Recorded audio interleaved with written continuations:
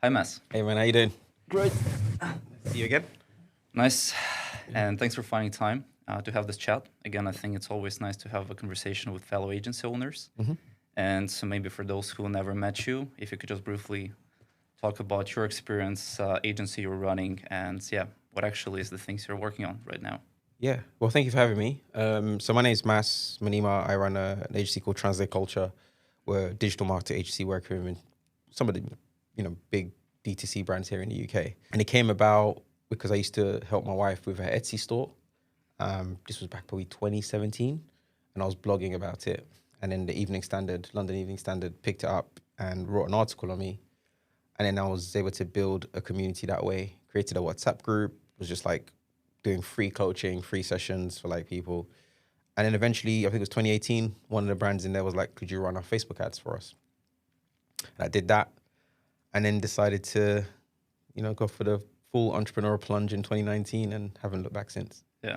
Yeah. Interesting as well. So actually started our agency in 2019. 2019, Yeah, in okay. Copenhagen, yeah. Which month did you I start? think it was January. Yeah, Oh, actually. you're way earlier than me. 5th of January we started, I remember, with my business partner. We were at McDonald's and just signing the contract between two of us. Amazing. And that's how we started our Amazon agency. But our story was that actually I had no entrepreneurial background at all. So Mark, my business partner, he was managing Amazon for some brands. Okay. And then one of his bosses actually told him, hey, why don't you open an agency and help other clients as well in companies? I think it's quite an unusual thing to That's hear from your unusual. Yeah, boss. that's really good. And we're actually still working with him, Amazing. with Michael. And it's interesting how we're joking around that our whole business started with this baby plan idea, and the company name is Baby Plan. Okay. So yeah. And of course, we just decided to go full in. Amazing. Went through all this Copenhagen School of Entrepreneurship, just went through all the stages to proof of the idea, trying to get some clients. But I think that our story is a bit different because we had kind of no warm leads at all. We were trying to kind of just do sales, try to understand how the business works from scratch. But in your case, so you had some performance ads experience before that, right? You were managing ads for some companies. Correct. Yeah. So it was, full sort of journey. I graduated uni 2009. Gosh, sounds like a long time ago. Worked in the marketing industry for quite a while. I actually started running ads on my wife's business. So she used to have an Etsy store. And then I just said to her, well, wouldn't it be great if you had your own store as well? So we created a Shopify store. This would have been back 2017 or maybe 2018. That was quite popular there, Etsy, I remember. Yeah. Etsy was huge. So the good thing about Etsy, what it taught me about, well, as you guys would know, the marketplace marketing versus your own store marketing is difficult. But then the intention is there. Like people, you don't come on Etsy to mess about. You're coming to buy. So the intention for the customer is always very interesting. It's always a bit more intent. So I just started running ads for her. But what was really fascinating is I was documenting everything I was doing. Something just told me just to blog about it. It's actually a book that I read, which we can get into a bit later, about building a personal brand. One of the key things was about publishing, just showing your ideas so that you can always reference back to and say, well, I said this in 2016 and this is where I am today. And that's something I was doing about a lot. Each step you were blogging. Yeah, so literally it was like, okay, we cut ad spend by 90%, but revenue stayed the same, So I would document that. Or we tried this and it didn't work. I was just like very transparent. This is like, everybody talks about building in public. Yeah. But I was doing this back in 2015, 2016. I'm naturally very open as a person, but the challenge is if you're open in just small spaces where it's not documented, you're unable to build a personal brand. So for me, blogging was good because I liked writing. And then, that's how it got picked up. So I just entered a lot of WhatsApp groups. People were like, oh, because normally to enter like an entrepreneurship WhatsApp group, people have to ask, what do you do? And for me, I had these blogs and people were sharing it. So that's kind of how I started. And I learned Facebook ads myself. So this was I think it was either 2016 or 2017. I just self-taught, started with like £5 a day. And I grew my wife's business through it. And I was like, this is magic. Like, how can this thing work so well? You were just watching YouTube videos, or what was the source of knowledge? I didn't actually watch YouTube. I just I just followed the steps and just was just trial and error, if I'm 100% honest. But I think for me, a lot of these things is almost like, because I understood marketing and I understood customer psychology and I understood like funnels and all that type of stuff, it was easier for me to reverse engineer it. And because it was my own was a family business, I knew exactly what we're trying to achieve. And over the years, it's just everything's come through experience. Yeah. Obviously, once in a while, I probably would have watched a YouTube to fix a certain thing, but the general learning came from practicing. And actually, you mentioned one, I think, very important thing that I believe that I spoke with different marketing managers and just people within business. I think some of them are missing the foundation. Yes. So they're just doing ads, but they don't try to understand the foundation of marketing, the SWOT analysis, best models. Of course, sometimes it can be boring, but do you think it's actually important to also understand the foundations, how customer psychology works, what actually is about, how can you do this analysis of brands, what are strengths and weaknesses of your business? What do you think is important before jumping into performance ads in general? Yeah, I think it's super important. I think it depends on what level you're at. So I think if you're starting out and you're just executing, but you have somebody more senior, that will be their job. Your job is probably just execute and learn along the way. So I have a huge debate with my colleague, Nemo, who works for me. I think you've met her. Yeah. So, but our debates are great because we have these debates in the office and it helps everyone else. And one of them is obviously I studied marketing. She's very anti-traditional marketing. She thinks all these theories are just... All the models are... Yeah, she doesn't believe it. And I get it. To her experience, a lot of it hasn't played out. But from my experience, when you work with a brand long enough, these things do matter. They give you that unfair advantage. For example, one of the challenges or one of our debates that we have is, in marketing, you have the product life cycle. Yep. And she's like, this doesn't work. This only works for big brands. And I explained to her, there's so many e-commerce businesses I worked through that go through that life cycle. And my theory is there's only 3 ways a brand grows. You create you find a new channel, you develop a new product, or you go into a new country, geographically, right? So when your brand is showing the decline, that's when, which we're going to talk about, you go on Amazon. So we partner with you guys, with our clients. When we see that there's a bit of a dip or, they're starting to plateau, we come to you guys get them on Amazon, or we add TikTok shop on there, or we launch a new product. And that's a huge debate we've been having for the last 9 months. And now, because of the client that we both share, I've been able to show her the data and said, look, this is how we're able to grow. So my point is, so she's learning through experience. But if she started with the theory, she probably wouldn't be such a great executor. So my argument is, if you're young, and the best way you're going to learn is just get your hands dirty. But to move up to that strategic level, it's going to be these conversations that we're having. It's like, okay, why is this brand not growing? There's nothing you can do on paid ads if the brand is already reaching that point of diminishing return. Yeah. The only way you can add it is those 3 things that I've mentioned. I think it also works for any business. Also, if you're running an agency, right? I think that the best times where you can implement some change is that you are actually growing. You see some results. You have revenue. I think a lot of businesses are waiting for the moment. Okay, when revenue will decline, we'll have issues. We're gonna see where can we invest. Exactly. But I think it works completely the opposite. Agreed. And we're now seeing that this year was finally the year when we had some extra money that we wanted to invest.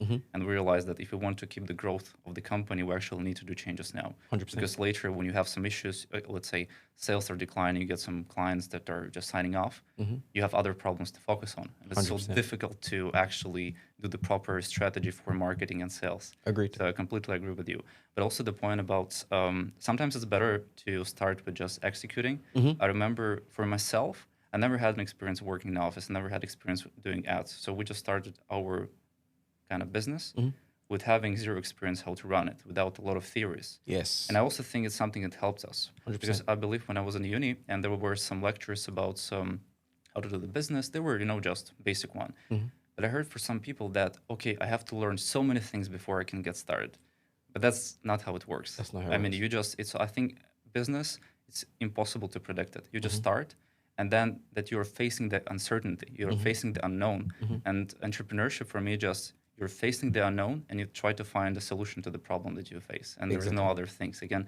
And then when you are having some issues, you know exactly what you need to learn about, because there is no, I think, the path. But still, I agree that marketing strategies and having the foundational knowledge about those things, finance, marketing, sales, it's very important. Super important. And that's actually what we were missing. And we were focusing a lot on sales. But this year, we have a person who is helping us with marketing. Yeah. And we can see how much of a difference it is. Yeah, we started running paid ads now. I thought, okay, they will not work for us at all. Yeah. We just started a couple of weeks ago, but we already see some results. So we're like, okay, Sometimes you better question your theories, what you hear. But the thing about you guys, you're good at what you do and you've got the track record. And I think it's very similar to ourselves. You know, the first few years of your business, you're so focused on delivering value that you don't have the time to share the great work you're doing. Yeah. Whereas other people, they're so focused on marketing their agency and their services, but they haven't actually got the track record to actually deliver on the work. And I see this a lot. You know, we get a lot of people reach out to us and say, oh, I used to work with this agency and then did this, whatever. So it's about balance. But I think what you guys have done is you've grown the agency to a point where you've got some really solid case studies. It's an easier conversation for a new founder or even a partner agency like us to recommend you guys. So yeah, I would just say get your hands dirty, man. Yeah. In the beginning, it's just get your hands dirty. But actually, you know, so when you were running ads for your wife on Etsy store, you were still learning ads, right? So it's Correct. not like you were an expert. Yeah. And you started doing this blog. Mm-hmm. Didn't you have this imposter syndrome? That okay, how can I share knowledge and journey? Because that's actually an issue that I had, and I'm trying to kind of also, you know, face it and think like you kind of have an idea that okay, I have to get to the certain point of knowledge, and then I can share it to others. Yeah. What is your take on this? Because it seems that you kind of did the opposite. You were just learning and sharing it. And let's say if there is a new, like someone who wants to start a new business or just do content creation, what are the tips and tricks you would give based on your experience? You've hit the nail on the head. And I think for me, I already had, I had a few startups before I had a bit of experience. And to be honest, I had to do a lot of unlearning as well because I studied marketing. So I was very theory focused in my other businesses. When it came to my wife's business, I think the beautiful thing about it, so to tell you a bit of a story, I wanted to build an agency. I was trying to convince other people for me to do their ads and whatever, but nobody was biting because I had no track record. Yeah. In ads anyway. I had, you know, marketing track record in other aspects, like other startups that I worked in. But what really changed for me was a book that I read called, it was from a guy called Daniel Priestley. It's, I think it's Key Person of Influence, how to become the most recognized and highly paid person in your industry. And what he talked about is like the 5 Ps. Hopefully I get this right. I think publish your profile, publishing, partnerships, positioning, and another P. Great book. And what he basically highlighted is like, look, there's going to be people that are going to be paid 10 times more than you because then people know of them, not because they're necessarily better than you. And I think for me, very similar to yourself, the concept of running Facebook ads, I knew I could learn it very quickly because I understood marketing. But I felt actually the best way for me to build trust with my community is to show them that I am actually on this journey, like of what I'm learning. And I still do that to this day. Like, you know, we had you come to our office and share, you know, Amazon, like we have an open office policy. But it's also a cheat code for me to learn without having to it's a way for me to learn about new platforms that fit within the work that I'm doing, right? So how do you overcome imposter syndrome? I think for me, it was like, I know strategically and tactically I'm good at what I do, but how can I cut through the noise? Because everybody else is saying they're good at marketing. So blogging for me was easy because if I blogged, nobody read it, it's fine. I think there's probably a higher imposter syndrome when you're doing video or audio and those type of things. But now I find that way easier because of my track record as well. But writing is something you just write and you publish. Only one person might read it, right? But for me, because I was already in a business group, that became my distribution. So I knew I had a safe community that would give me feedback. So I would argue, you know, if you're thinking about blogging or newsletter or even podcasts and stuff like this, do it and have a small group of people that you share. You know, like, for example, you could share that with me as another agency owner. You're going to get constructive feedback. You're never going to get, you know, because what people worry about is, you know, is what will people say? Yeah. You know, does this guy know what he's talking about? But actually, the fact that you've done it, it puts you in 1%. Most people are probably going through that imposter syndrome thing, right?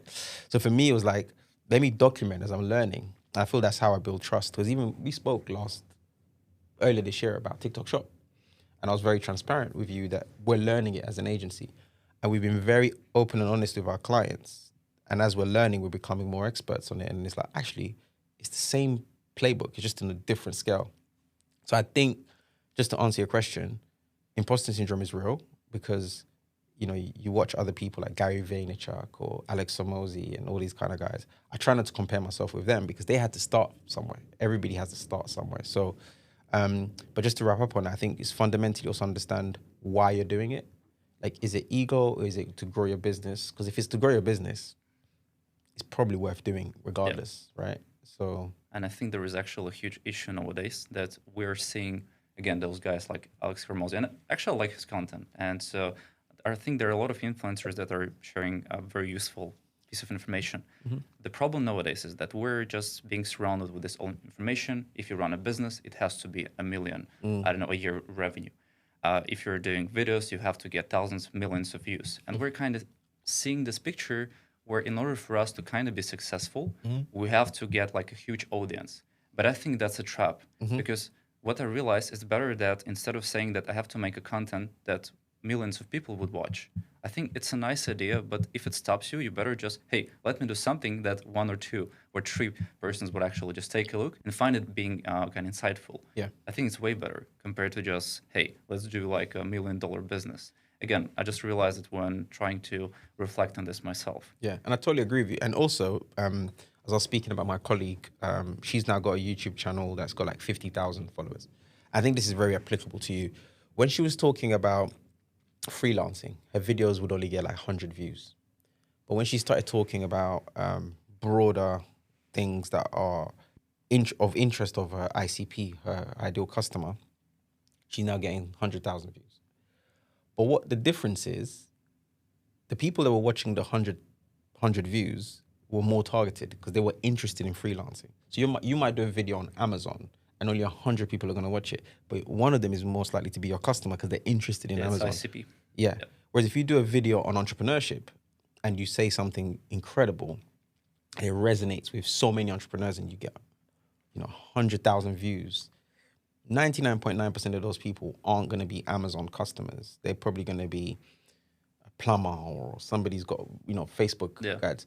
So it's also about depth, right? So I always say, so even in my content strategy, I'm like, there's going to be pieces of content that I'm going to write and I know who I'm speaking to. And even if it only gets 10 people reading it, I know those 10 people are going to be CMOs of this type of company because this is very niche. And there's going to be stuff that I'm going to do that's going to, and you need these 100,000 hits. Like, you need to aim for it because you're never going to always get them. But that 100,000 could then create, 10,000 people can follow you who potentially could be a customer in the future. But I think the focus should be, I would say 80-20. 80% of your content should be Amazon, or for me, Facebook, TikTok, very specific. And that builds an audience over time. Yeah. The 100 views would stack up and then you've got 10,000 views because you've put out 1,000 videos. But those people are they're trying to solve a problem, especially if it's a problem-solving thing. So it's like how to fix this issue with Amazon. Let's say Amazon changes a law or like a rule. You guys are experts. You probably knew it months before. You do a piece of content and those 100 people that are searching those keywords, they are interested. And then you do broader stuff, Yeah. So I think you're right. It's like, don't block yourself trying to hit those home runs because those people aren't your customers anyway. So it's better off for you to make content that actually finds your segment. Also, I think sometimes if you're just for someone who is watching and trying to say, okay, I want to do content, my idea, for instance, with this podcast was that, hey, I would like to share some of the thoughts about entrepreneurship, just my journey, also speak with people because everything that I have now in life, I think it was achieved thanks to some people I met. And I don't know, even with my business partner, when I came to Denmark, I was like looking for a job and I was trying different approaches. First one was like, okay, I do this challenge for myself. We went to Copenhagen streets and I was just asking for a job on the street to strangers for 2 days in a row. I didn't get a job, but actually I got an interview to one of the most famous PR agencies. So I approached 2 guys in the park. Amazing. Told them, hey, I know super random. I'm looking for a job here. Any advice? I'm a marketing student. Like, are you just looking for a job like this on the street? Yeah. I mean, yeah. I don't know. Maybe it will work. And then they're like, okay, let's have a chat. They offered me an internship, not the kind of paid job, but still, it just showed me that you never know how you're gonna get to something. You just have to try. Yep. And I was doing like this mass reach out through Facebook groups, expats in Copenhagen. And I was just trying to find someone who is like, hey, you know, you probably have been in Denver for some time. I'm new here. I'm trying to find a job. Any advice? And Mark actually replied to me back then. So he's like, oh, cool. You're also from Latvia. Actually, we ended up realizing that we were from the same school, but we never actually met there. Same year or different years? No, we are like, he's 2.5 years, I think, older than me. Cool. And then, he gave me some recommendation. 3 months after, I started working the restaurant. And a colleague of mine said, hey, I want to introduce you to a friend of mine. I think you'll like this guy. And then we met at the bar, and then I see it's Mark. He's like, oh, I remember you. You were actually texting me on Facebook. I'm like, yeah. So it's a coincidence, but you never know how you're going to meet people. And my idea is that what helped me is just, try to speak, I don't like the word networking. It's more like to get those connections and see how you can help others. Do you have something in common that you can share? Yeah. And I think this is very important. And what also you mentioned about, the blogging and finding the niche, sometimes I think it's also nice, we're being told that you really have to focus on one thing. But I was thinking one day, what if I don't know what is this one thing I want to focus on? And I realized that maybe sometimes it's better try different approaches, different things, maybe not try to make it perfect, but then see what works, what you like the most, and then try to put, let's say, 80% of your effort into this. Agreed. So I think, this approach also sometimes helps, but also with starting, let's say, a business, starting a podcast, I completely agree that some people just need like a motivation or they need to speak with some people that maybe went through this path, but I also believe that sometimes people have way bigger problem, and sometimes you need to speak with therapists because there are some people that have very kind of big problem in terms of some conflicts, internal ones. Yeah. And let's say I want to do something new, I want to do the business, but at the same time I cannot accept any rejection. I think that I cannot see any negative feedback about my work. So those two ideas, they're kind of confronting each other.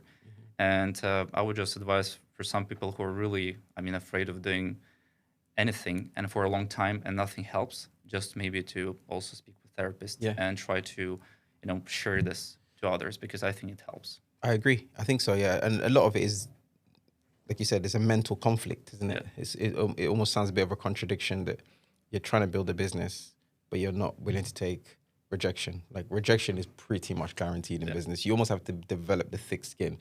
But no, to your point, I think I agree. I was very scatty early on. I tried so many different businesses and stuff. The good thing about being curious and exploring, through exploration, is the people around you are going to notice what you are good at. So for me, I used to always talk about data and analytics.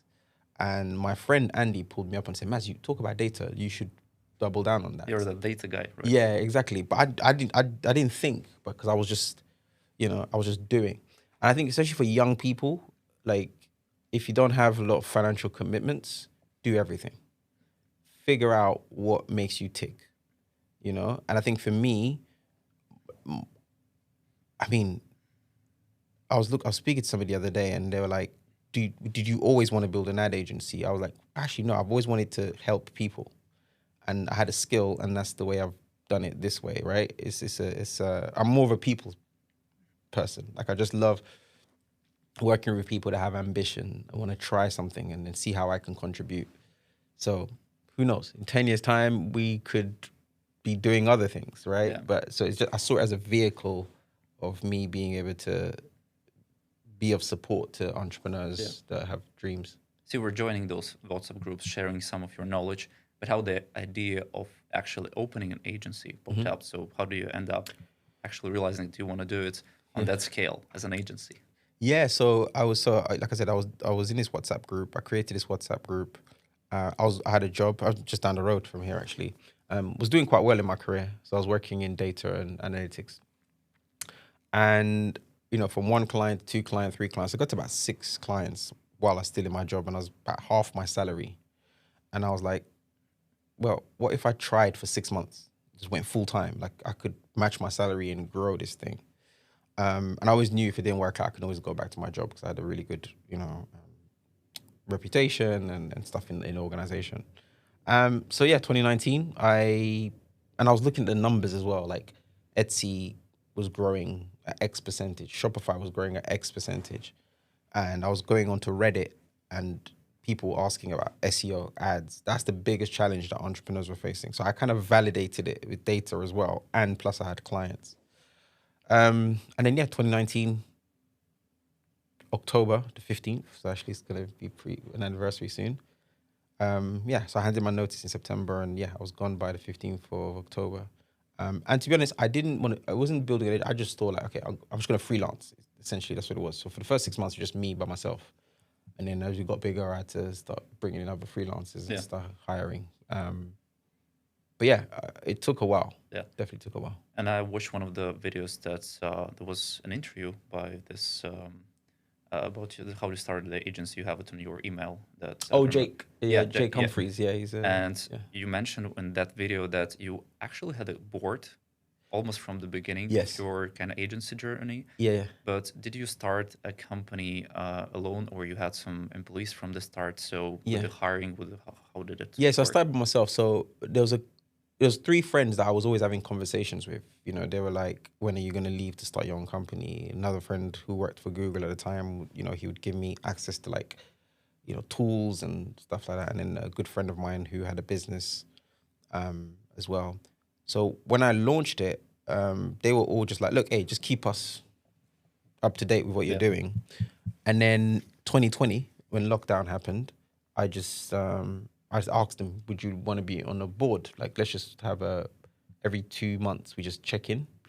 And it made me accountable to someone. Because I think when you're running a business, you're accountable to yourself and your family and your clients, but it's good to have another group of people who can see the vision. Yeah. Did they have agency experience No. prior to? So one of them runs a global like commodity business. The other one was at the time was running like a small venture capital sort of accelerator program. Yeah. And the other one was I think it might have been a product manager at Google at the time. So he had like marketing experience. One had like international business experience, and the other one had more of like a tech sort of business. But no agency. No agency. Okay. I think that was a good thing, because, and I speak to a lot of my friends who run agencies or who've worked in agencies and stuff, and they're like, "Oh, Maj, you've done so well." Ignorance. I didn't know, right? I think sometimes if you come from an agency background, I think you're either gonna, like you said, theory. You can stop yourself because you're trying to put too much structure. Yeah. Whereas because I didn't know what I didn't know, I just did the business. And one of the best things that my friend told me is, because I left my job, my benchmark was, well, I have to match my salary because I have a wife and kid, right? So I'm looking at more as a retainer business rather than a project business. Mm-hmm. So a lot of my friends that moved to agency, they were doing projects. So that, you know, they'll get big projects from like a big company and it's like 200 grand or whatever. But then the cost of that whole production is like 150K, right? But then they have to keep pitching. So for me, I didn't know you have to pitch for business. I was just like, okay, this person's paying me £500. I would just find another person to pay me £500. Yeah. I just need enough £500 a month to match my salary. So, but that helped because none of us had that agency experience. It was like, you just got to build a profitable business. Mm-hmm. Here are the fundamentals. There was no blueprint, basically. You just try to figure out yourself. There was no blueprint. I mean, Richard, who's the guy, he had a bit more experience on like here's where you can take it.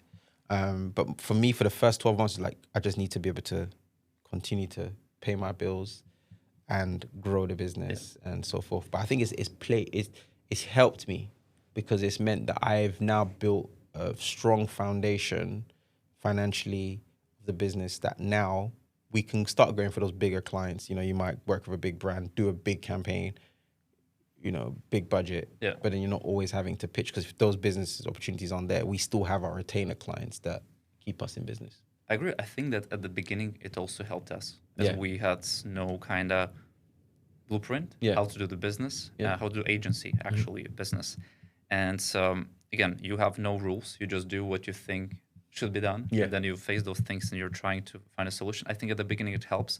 But at some point in the future, we realized that we had a situation that we lost 80% of our revenue because one of our key actually clients just were, they said, hey guys, sorry, contract termination. And back then we were thinking, okay, we're going to actually sign a new contract. It's going to be good. And back then what helped us a lot, we have an advisor, Klaus. He was actual personal advisor of my business partner, Mark. And then at some point, I think after a year or something, we introduced him kind of to the team, and he became our board member. And when we lost 80% of our revenue, I think the best advice we ever got as a business, Klaus said, guys, you don't have any sales pipeline. I mean, of course, you have some clients, but it's like a project base. In order for you to be a business, you have to have always people in the pipeline. Amount of companies that you, let's say, each week you contact hundreds of companies, you always have some meetings, you have some offers, because that's what will help you to actually sustain your business. That's what will help you grow. And we then introduced sales pipeline. We started to actually work on sales in a structured way, having HubSpot, contacting emails, calls, LinkedIn, etc. And then within a year, we were able to actually replace that 80% of the revenue that we lost. Amazing. So I think that's one thing that helped us a lot, as we, for instance, didn't have any referrals until the year number 4, I guess. Oh, wow. Or 3, because I would say during the first 2-3 years, it's more like a project-based kind of business we had. We had some big clients that we were able to learn from. I was personally, I just learned Amazon, one of our biggest clients. But yeah, I think that for business, it's very important to work on actual marketing and sales. Yes. And if you don't have a lot of resource and budget, it's fine, just do it yourself. But I think that having a sales pipeline, that's a must. Yeah. Even if you are getting a lot of referrals and inbound, that's cool, but you cannot predict inbound, in my opinion. Yeah, you can't. And I speak now with some agency owners, and more people start realizing, hey, we actually want to work on outbound. And yes, now it's more challenging. Everyone is doing email, LinkedIn, videos, but still, it's about numbers and just tracking conversions, doing the tests with different creatives. And actually, one of the questions I wanted to ask you is that I think that 5-6 years ago, we have an idea that it was easier to, do ads or try to grow organically, because not everyone was trying to do Instagram, TikTok, YouTube.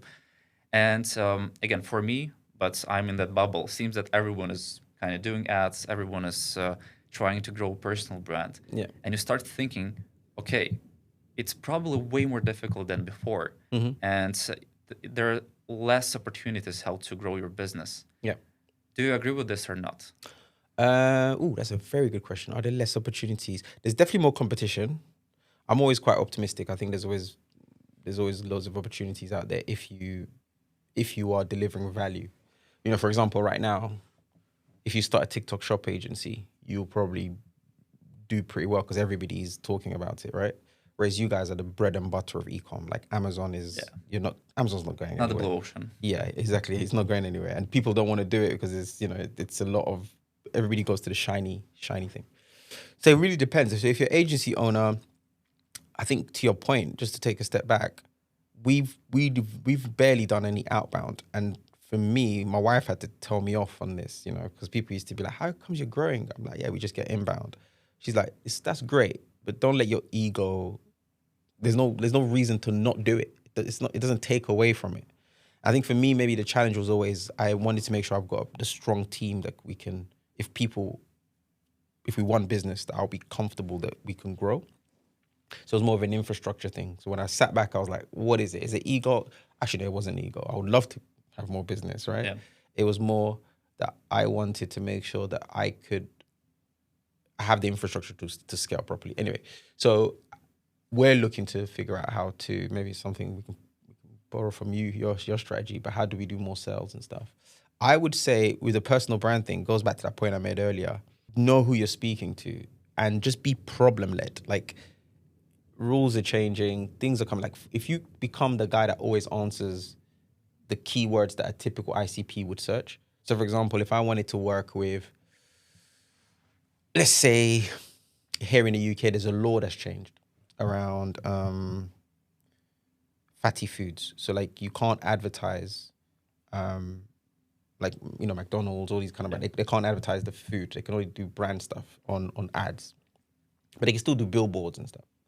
If you are an agency person who has a really deep understanding of that regulation and started putting out content 6 months ago, I guarantee you, by the time the law comes into place, it's actually effectively in place in October.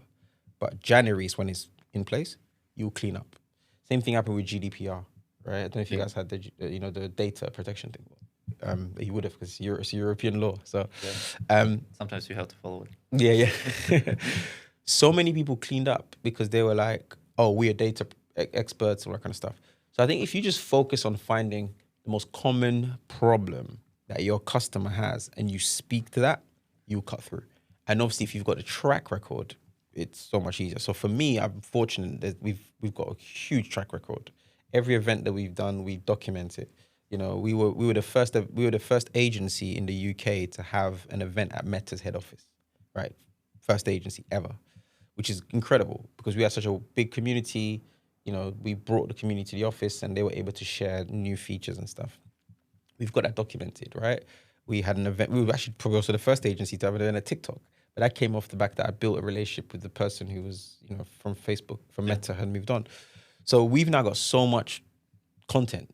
Now it's just about putting it out there and targeting. For me, it's more around, there's a particular demographic of decision maker that I'm trying to reach on LinkedIn, particularly. It just means that my strategy now is about my team being seen as experts in different areas. So like Jamal, who's just joined our team, he's doing an incredible job at TikTok Shop. Rather than me coming and speaking about TikTok Shop every so often, I rather have him speak about it. So then there's a detachment from Translate Culture and Maz, right? So people can go to him specifically. Like even Nemo, who runs our paid social, a lot of the clients like build relationships with her. So as a business owner, it's important to empower my team to build their own personal brand. And I was actually going to say that's the biggest cheat code, I think, is more businesses should hire people that are not just going to do the work, but are also going to bring business development. Do the content, right? Do the content, willing to do it. Obviously, not everybody's going to do it. Like, you're going to get some people in the business, like, they just want to, like, if you find a really good, talented person and they don't want to be on camera, like, don't not hire them because of that. But if you find somebody who's good at what they do, but they're also willing to go on camera, put out content, like that, you've got a two for one, and you should always hire for that. So for me, that's something like I'm super big on. And even when we partner we do joint ventures, one of the things we look at is, does the business owner of that business, are they going to create a pipeline for us, right? Mm-hmm. Do they have a personal brand, or do they have a huge mailing list and so forth? And I think that's going to be the real asset going forward. It's like, and even if you want to sell your agency, it's like, can this agency generate revenue when you're no longer the face of it, right? Yeah. You can say, well, my staff can, or we've got a content plan and everything. So yeah, I think it's important still that at the beginning you're trying to kind of sell an agency with your face, and then you're just doing this transition. But then the question, I hear it from some people. Let's say you take someone internally and tell this person, hey, I want you to actually do content now. So you're a face of our agency or our business. And then some business owners would say, hey, Mess, but what if this person builds the personal brand and then leaves me and actually takes all of those clients? That's a risk that you got to take. But what I find is a lot of people don't have what it takes to build a successful agency. They're either very quickly going to realize, actually, this is too much. I actually just preferred being the number two. Because when you're the number one, it's different kettle of fish, right? You and I know, like, I'm sure you and Mark have way more sleepless nights than your colleagues, right? That's true, especially at the beginning. Exactly. So, but also, it depends, because if you have a good relationship with them, like even me, like my team, I always have those conversations with them, like, what's your long-term ambition? Like, there's people who've worked for me and they've gone on, they started their own agency, but not directly in competition. It could be that maybe they're working with smaller accounts. So we now send them clients if the budgets aren't matching, right? And we see that the other way around. It's like, they'll get a client, they'll be like, oh, you're too big for us, send it to Maz. So for us, it's worked in our favor. But obviously, there could be people who could think, oh, well, if I'm doing the work, I'm going to do it. I'm like, good for you. I just trust enough in my brand that we could just replace that person, because the part of that job is them creating the SOPs, a way of working. And also, sorry for interrupting. Yeah. Actually, this one, that's that if this person leaves, Yeah. then it's fine. Yeah. I think this is the key thing that most of the businesses will have this fear at the beginning. We had it so many times. Yeah. Okay, please, we just want to ensure this person does not leave us, Yeah. or we don't know how to solve this issue if we lose this manager. Then it happens, and at first you think, oh, it's a nightmare. We're not gonna survive, but you survive. And at the time when you realize that it's fine, even if it's my best employee leaves, we're gonna be okay. We're gonna find someone else. I think this is one of the points when you can say that our business is growing in the right direction. Yeah, Exactly. just wanted to point out. Exactly. And also, like I said, if the relationship ends in a positive way, you do find that these people will go and talk about, well, I started my job at Mark and, his agency, and that becomes a marketing channel for other future talent as well. But yeah, I mean, maybe I'm a little bit, like the saying goes, glass half full, But it's a risk as always. We it's have a to risk. say. There's risk in business. But also, I also think, look, you've got to be able to empower people, because otherwise you're going to be stuck doing Amazon, like you be in their account if you don't empower these people. But it's also great. I just think it's great marketing. When I look onto a website and I see that, these people have left and gone on to like you just get talent that way. But my thing is also, just to wrap up on that, is at a certain level, it doesn't really matter about the strategy as much and the knowing and the doing. It's about the quality of the clients and your relationship with the clients. Like for me, I know the client that we both work on, like they're less like no one's going to steal them from us unless I do a really bad job, right? But that's 3 to 4 years of relationship building, And personal connection as well. Personal connection. Maybe someone might offer better opportunities, but I think we still value like those relationship we have. Yeah. And we better work with someone that we know that we can always have an ideas shared, and we just risk all of that. Yeah. Just to the idea, okay, another agency might bring us 10% more sales or something. And you hit it on the head. I've always found that, my wife always says this, we make illogical decisions and then we justify it, right? We want to work with people we like. That's the first thing. Unless somebody can give you 10x more revenue, then that's when the logical thing goes, actually, I could make way more money. But very few people can give you 10x more unless you're a bad agency, do a good enough job. Here's what happens. For most of my top clients, when somebody reaches out to them, you know what happens? They jump on the call and they forward me the thing. They say, look, this is the audit that they've done. Do you agree? And sometimes I'm like, oh yeah, that's a good idea. We gotta fix it, right? So half the time these agencies are pitching to win business, but actually they're providing us blind spots, right? And for me, that's why I've always found it uncomfortable to. And I've had clients come to me and say, look, I'm really having a bad time with my agency. Can you do an audit? And sometimes I go back and look at it. You know what? We wouldn't have done anything any different. And I'm super honest because I know how hard it is for people to run agencies, and then your client in the back is trying to sack you. So I know that. Now I know 99% of our industry isn't like that. They just want to grab opportunity. But for me, because I'm all about building long-term relationship and building a sustainable business in the business community, I care less about stealing your clients. I care more about growing the services with my existing clients, who then will create, the buzz for me to get more clients. And I actually want to do a good job. If I can't do a better job than you, I'm not. We know how it can be a headache managing people's expectations, right? Yeah. So why not work with someone who your values are aligned and you can see the growth trajectory, then just then trying to always be concerned about the next client or all that kind of stuff. So yeah, to answer your question, I think if the person was to take our clients, hey, we must have been not doing a good job. And sometimes you have to look at the capitalist marketplace. Is like, if somebody's considered you better than you, it's a learning for you to then say, okay, you know what can we do better next time? But it goes back to your earlier point. If you overthink things, you're not going to take action. And I think for me, I had to invest in my team, because otherwise my business isn't a business. It becomes a hobby. And I think it's fine that sometimes we fail. That's also what I really like about your approach. And when we first had a chat with you, that you're trying to be transparent and honest. I hate the narrative that is sometimes happening now, that agencies and businesses are trying to say we're the best. We're going to do something drastically different.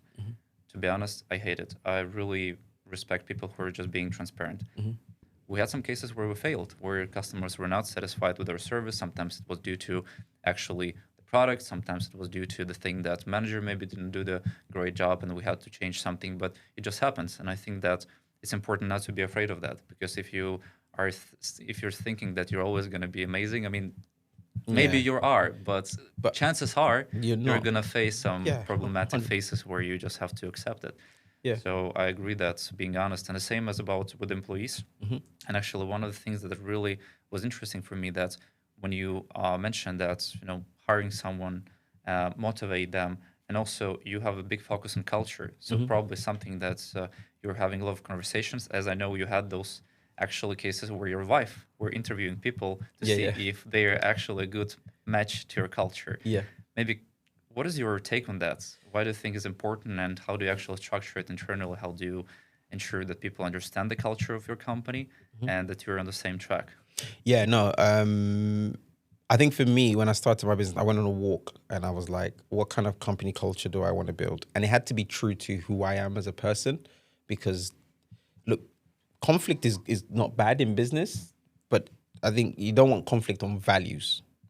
You want conflict on maybe on application.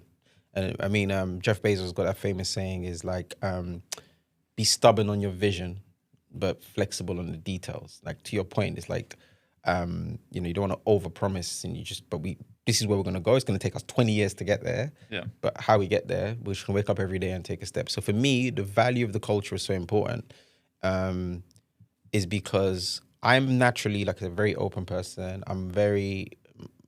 My wife sometimes, I lack discernment. So discernment is when you can judge whether this is the right thing for you.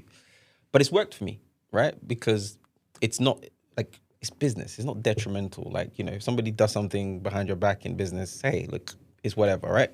Yeah. So being open has been helpful.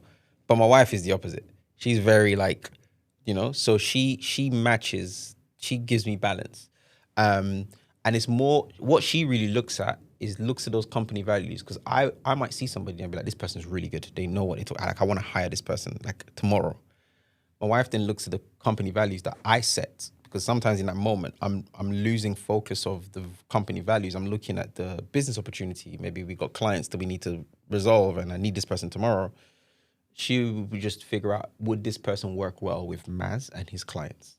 Cool. And it's around things like, because she knows I'm very trustworthy. Like, I'll give them the resources they need. I will champion them or whatever. But what she's looking at is this person here for the long run? Do they put their customer first? So we have one of the company values is being an ambitious servant, which sounds like an oxymoron, because when you're serving, it's like in some way you're kind of below somebody, for lack of a better word. But being ambitious, it seems like these two words don't match, but actually they do, because it means that I'm only going to work with the businesses that I truly believe are going to achieve something. But that takes time. I'm not going to turn around and make you £1 million in 1 month. I might make you £1 million in 10 years, but I'm willing to go on that journey with you. So it touched on to the earlier point that you mentioned. And yeah, that came about because I just had really bad experiences with hiring. And So first you were hiring yourself. yeah, And it was then just, yeah. she offered, or you just were I can't remember how it came about, but I just felt like, you know what? So, you know what it was? I used to always come home to her and be like, oh, I met this amazing person. They're going to be amazing. 3 months in, she's like, how's it going? I was like, oh, they're not that good, or they did this, or they did that. And then she was like, yeah, I could have probably guessed it. You're always just super excited. And I was like, oh, well, why don't you come into the process? Then you can figure it out, I know this feeling when you're being super excited. And Yeah, then yeah. after some time you see that. Yeah, and that's it. I'm more matured now in that sense, but I'm still a little bit more excited than she is. But I think it's a good balance. Like, it stood me in good stead. It's meant that I've invested a lot in people, and it's paid off. For example, how we started working with one of our biggest clients, which is Wingstop, which is a big restaurant here in the UK. It came about because the CMO put a LinkedIn post and said, does anybody know anyone that can help with paid media, paid ads? I think it was like 100 people responded, like people were tagging their friends. 60% of them said Maz. So he messaged me like yeah, every 60%. 60% of like the That was the community, right? The community, yeah. These you were built, or people that just knew you? Or? no, yeah. So it's like my ex-clients, but all of these clients are huge. Like one was Amma, who is she runs Plant Made, which is one of the top. It was one of the fastest growing brands in Britain in 2024. My friend and I guess somebody I worked with, Kenny, he was the creative director for Crystal Palace, the football club. So the credentials of the people that were writing were people he had worked with and he had a relationship with. But that comes from years of showcasing my work, building relationships, even the events that we're doing. So that helped. Because if I was a closed person and didn't invest in people and didn't share what I was doing, I wouldn't have taken 50%, 60% of the mentions. So yeah, so my wife is a good person to sort of bounce on. And obviously my board as well at the time, they were super helpful. But my recruitment process is still a bit fluid. Like, we do like the pull-up sessions when you came to the office on Thursday to teach. What I generally see is when somebody reaches out and says, hey, if you got any work and stuff, I say, well, come, there's an Amazon session. They'll come, and then it's a great way for the team to see how they think as well and stuff like that. So it goes back to that point. You don't want to be too rigid, because some people are great at interviewing, but they're not good at the job. So I would try to make sure my recruitment is so fluid that a young person who might be very timid can still be, and my wife can see that as well. Because people can read my profile and know what my interests are and tailor. You go to ChatGPT and say, Maz has these interests. How do I interview? Do you know what I mean? So now it's going to take that second person, because I'm going to be like, oh gosh, this person really understands it. But my wife is going to be like, she's going to ask the questions. It's going to be more like, how are these guys going to work together? Would you say that for someone who is, let's say, just starting the hiring process in a company or agency, and maybe they don't have a lot of resource in hiring HR consultant, would it be beneficial to have someone else from the network to help with the recruiting? Yes, 100%. So I've now got my friend Pam, who runs an HR consultancy. So she always does the paperwork side, and that's one thing I'd always say. Like, especially in the UK, like, get HR, like someone from HR to be involved, because the legal things. I mean, even she was telling me that there's a law that's changing around employment. So I'll always advise people, like, it's always quite get someone like a HR experience. But I think the recruitment process, though, you should bring someone. So our recruitment process is you normally apply, and obviously we vet out your CV. If it's good, you have an interview with Pam, who's our agency consultant. So our HR consultant, should I say. She's happy. She then passes that on to my wife, sorry. She does the culture fit. And then I then do the technical one.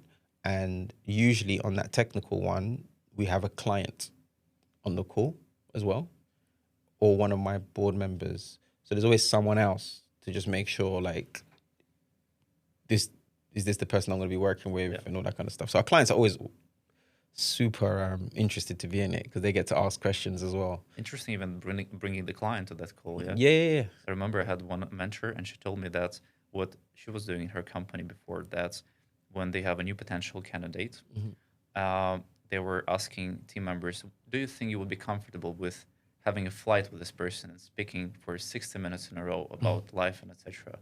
And that's how she could identify also the fit to the company and just communication style and etc. 100%. Yeah, I do think that's a great approach. And I kind of have that with my team, especially with freelancers, because freelancing is less of a commitment. You can sign a 3-month contract if things work out. But even that, I'll always say to my team, hey, what do you think of this person? Like, so when they come, so when we do pull-up sessions, we have food, like, Wingstop. And when you're eating, you're kind of relaxed and you can bond on a human level. So my team I take on board their thoughts about that individual. But ultimately, all of these things have to be put into one. And I guess the only challenge with, I like the whole, would you spend time with the person? I think that's key. The only challenge with that is then sometimes if you've built a team that's too like you, then you just end up hiring people like yourself. Exactly. Which I think is something that we've got, like, because of the community I come from and the stuff I've done there, my team is very much similar background. But Nemo, like I said, there's diversity of thought. She thinks differently to me, right? So there's that as well. But naturally, we also want to be positioning ourselves as an agency that accepts people from all walks of life. And it's hard sometimes, because people naturally gravitate to brands that look like them. So that's a challenge that we're trying to overcome because we've historically worked with predominantly black consumer brands. And I know there's clients and people out there that think, oh, do they only work with black brands? But actually we don't. 70% of our clients now aren't necessarily black owned brands anymore. So we've grown. So there's that. So I guess the challenge of like putting too much weight on the teams thing and you all kind of stay the same. So I think there's always an opportunity to bring other people with different mindsets and different cultures and stuff like that. Yeah, completely agree. I think that's so we always, I think for the past 4 years, we have been building remote team. So we have now around 20 people in the team. And I think that last year or beginning of this year, I realized that how happy I am with the team that we have. And they're all different. And we realized that that's a key. Even sometimes account managers, they have to be different because there are some clients that prefer really to speak with someone really strict, technical, professional. Some other ones would prefer a person who would speak more informal things and trying to answer some basic questions. Yeah. I would say it like this. So I think it's fine to have different people. Actually, there are some situations that I don't agree with some of the maybe things that our team might come up with, some ideas, but it's fine. I mean, that's how the team works, right? So you have different conversations. And you also, I think, have to trust managers, have to trust because that's their process. It was challenging for us at the beginning to outsource and to kind of say that we have to step out of always making decisions and we have to trust people. But the more kind of you do this and the more you see it works and people are, and clients are not leaving, they're satisfied, you see that, well, that's actually one of the best feelings, a relief that what you can rely on people. Yeah. And I think also the key point here is you have to really understand whether you're building a remote team or on-site or it's going to be a hybrid. Because people who are okay with working remotely, they're way different from the ones who care about going to the office. If you are on the interview and you see that the person really cares about seeing each other, going to the office, this person is going to work for a long time in the remote team. It's just not the fit for the way how they prefer to interact with people. And I think this is a key thing to also identify who is in front of you. Is this person that will kind of fit you in terms of how you see the team collaborating or not. This also was a key factor for us that we understood we have to follow more strictly and to ask these questions also on the interview. But actually about the cultural thing, at the beginning you were only hiring locals, right? The area where you grew up. Yeah. I tried to, well, it wasn't, I was only, I mean, if I found somebody that was really good from Scotland, I was like, hey, calm down. But no, to your point, I made it a mission to give back to my local community. So I grew up in North London, live in the borough of Haringey, and it's one of the most interesting boroughs in the country because on one side, it's one of the poorest wards in Europe, like Northumberland Park, which is, funny enough, where one of my businesses started there, which is incredible. Just shows that ideas can come from anywhere. It's one of the poorest wards in the country. And then on the other side, there's Highgate, which is one of the wealthiest wards in the country. So totally polarized, like not who's always polarized, totally different experiences. And now my business is right in the middle, right, of that thing. So I was very conscious that on the other side of the bar, there's the young kids who just don't get the opportunity. A lot of them want to get into certain industries like entertainment, music, and all that kind of stuff, which is great, but limited success fact, like opportunities there, like football and stuff, like only 1% make it. So I always made it very conscious that I was always conscious that if I was building a business here, let the local community know that we exist there, give people opportunities. And yeah, we've hired at least 12 young people within the area, which is great. But we're actually leaving. So next week is the last week in the office, and I realized something. There's a research that was done in Harvard which said the biggest indicator for someone to move up the social ladder is to actually interact with people from other social things. So as much as I felt like I was in my community and I was helping people, and I'm sure I was, I also felt like there was a need for them to be exposed to other people from other walks of life, other, life situations. And when I look back at my journey, actually that's the advantage that I had. When I was young, my friend's mum took me to play golf and she took me fishing. And these things sound very small, but if you grew up in like a council estate where most of my friends grew up, you you don't leave the borough. You don't even leave London, right? So, but whenever I came back, I would tell my friends, "Oh my gosh, golf is like amazing." Blah, that's an old man's game, like, because that's a cultural thing. Like, it's not something that they've been able to explore.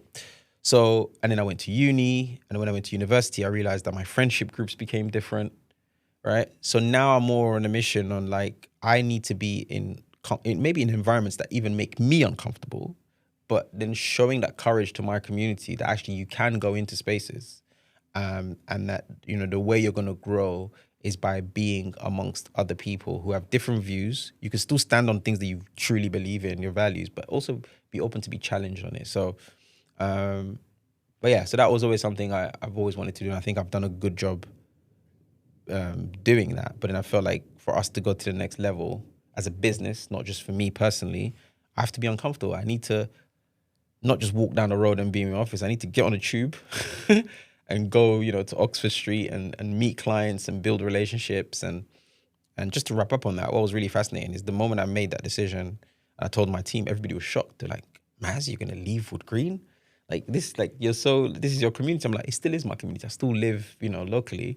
But a lot more of our clients are in central London.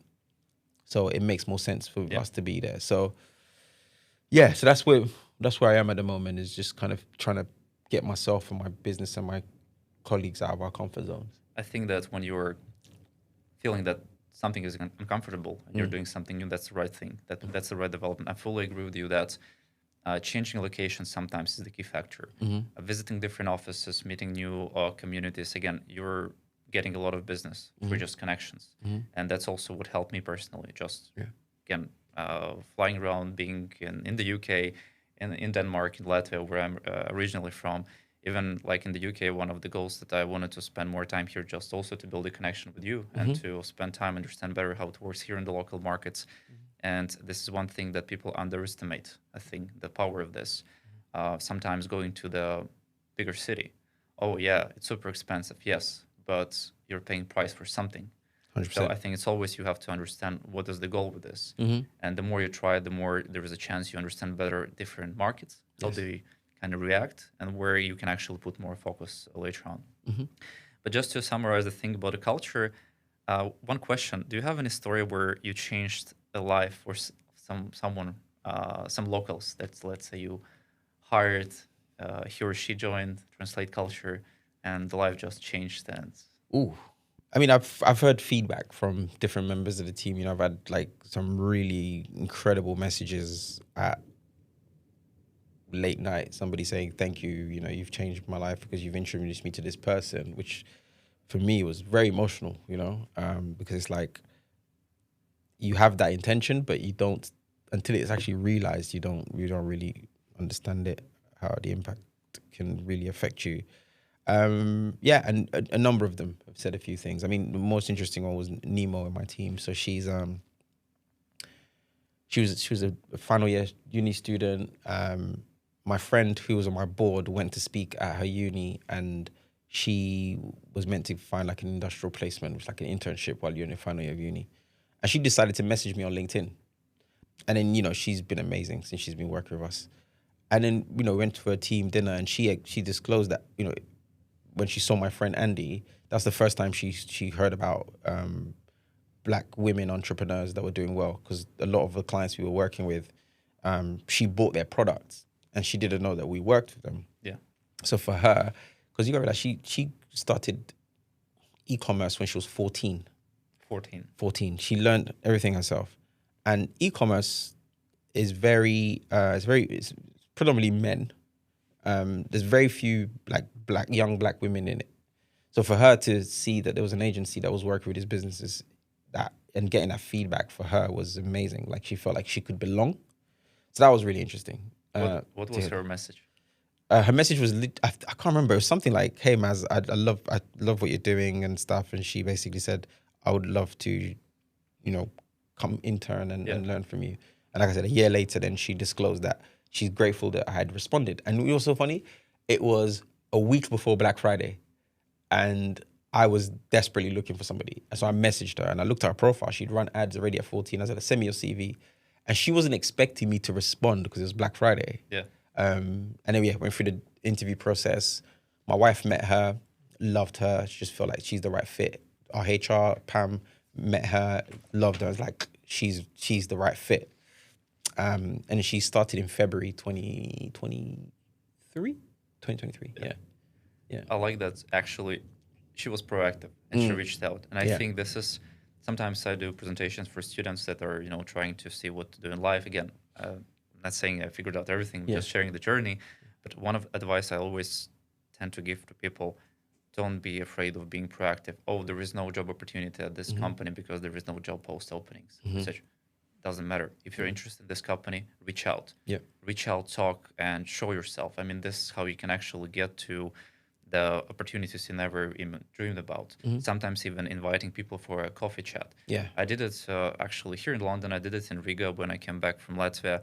That I just wanted to understand what is happening in Riga in terms of businesses. I reached out on LinkedIn to people from different like categories, like I don't know, Air Baltic, people that worked at PwC, different businesses, and I just said, hey, I'm genuinely interested just to speak with you, know more about your experience, what you're doing. Nothing to sell, Yeah. just to have a chat, just to meet people. And a lot of them actually replied. Yeah. Said, well, strange, but yeah, let's meet. Yeah, yeah. So sometimes people are willing to have a chat, and I think that 100%. nowadays, of course, especially on LinkedIn, we're getting so many cold messages. I get those also all the time, so you have to stand out. But I think by being honest, authentic, you have a chance to actually speak with someone, send LinkedIn messages, emails. If you're interested in some kind of companies, just to try it and reach out. I think that it's all about, again, as our advisor Klaus said, it's about conversions. Yeah. If you really want to have 10 meetings with interesting people that might inspire you, yeah, maybe 10 years ago you would need to send 20 messages. Now it's 200. But it doesn't matter. Yeah. If your goal is to have those 10 meetings, you just spend a bit more time. 100%. But I think it's all in business and life. It's about statistics sometimes. And just to not be afraid of trying and learning. So, yeah, I liked her approach. I think No, this definitely. is a key thing to succeed with some things. No, I agree. I definitely agree. Yeah. Agree. And also when it comes to actually this, we talk about succeeding and etc. Also, I realized that there is no certain definition of what successful business looks like. I mean, you can have a business that generates you 5,000 a month. You just do it yourself. You have a couple of clients. You're happy with this. Cool. You're a successful entrepreneur because you did what you actually wanted to achieve. Again, there is no like a rule. There is no like definition of what success or happiness look like. I think we all define it ourselves. I agree. Yeah, So, definitely. No, totally aligned with that. Also, what I wanted to speak about, Mass, is again, you're doing performance ads, right? So this is the thing that's I always hear some bright ideas from you. And I wanted to understand better what's happening there with Meta, with Google Ads. I think you're mostly focusing on those two channels, right? Yeah. Okay. If we talk about the last 5-10 years, what has changed the most from your experience? With maybe what you did previously with ads when you started in 2017, right? And you're running accounts now. So what are the biggest changes you see that are happening on Meta and Google? Yeah. Well, the biggest change is AI. I think that both platforms are trying to push AI and trying to create this black box. So on Google, you got PMax, Performance Max, and on Meta, you got ASC, right? And the truth of the matter is, it just makes the platform a little bit more clunky and you have less visibility. So that's the biggest change I would say now. But the biggest change in the industry, I think, in the past 10 years has been, 2014 with the Apple iOS privacy changes. Yeah, that they can hide some information about users. Yeah, that was a huge change. But I think Facebook has done a great job to pivot around it. So it meant that there's less trust on the platform reporting as well, which has been good for us because we always develop our own internal metrics on what success looks like. So if a client comes to us and says, I want 4 or 5 ROAS or whatever, I mean, Meta might be showing them 4 to 5, but when we actually look at the numbers, sometimes it doesn't match, they overcount and all that type of stuff. So I think those two have been the biggest changes, like just platform attribution is just not there anymore. You can't trust it. Obviously, cost of ads always increases, so that's never going to go anywhere. And then the AI thing, I think that's going to be a huge challenge for agencies and brands, but also huge opportunity for businesses to work much more faster and more scalable. And then the last but not least is creative. Like creative is everything now. Like I think TikTok Shop is provided a great platform to source creative ideas that we can then run some ads on Meta and stuff like that. So I think as an ecosystem, which is why we partner with you guys, is we understand, look, Amazon's not going anywhere, right? We almost need to get our clients and validate them to a point where we can then partner with somebody like you who can, you're in the demand capture platform. Google is also a demand capture because the person's already searching. That's where, but we just have to help brands use Meta as a way to validate that they are a viable business so that they can go on a platform like Amazon and really be more sustainable. And then go into different territories as well. So that thesis of new product, new channel, and new geography just provides us a robust way of growing the businesses irrespective of platform changes. And you mentioned AI. Can you maybe specify what exactly AI has changed in the Meta? Yeah, I think it's just things like,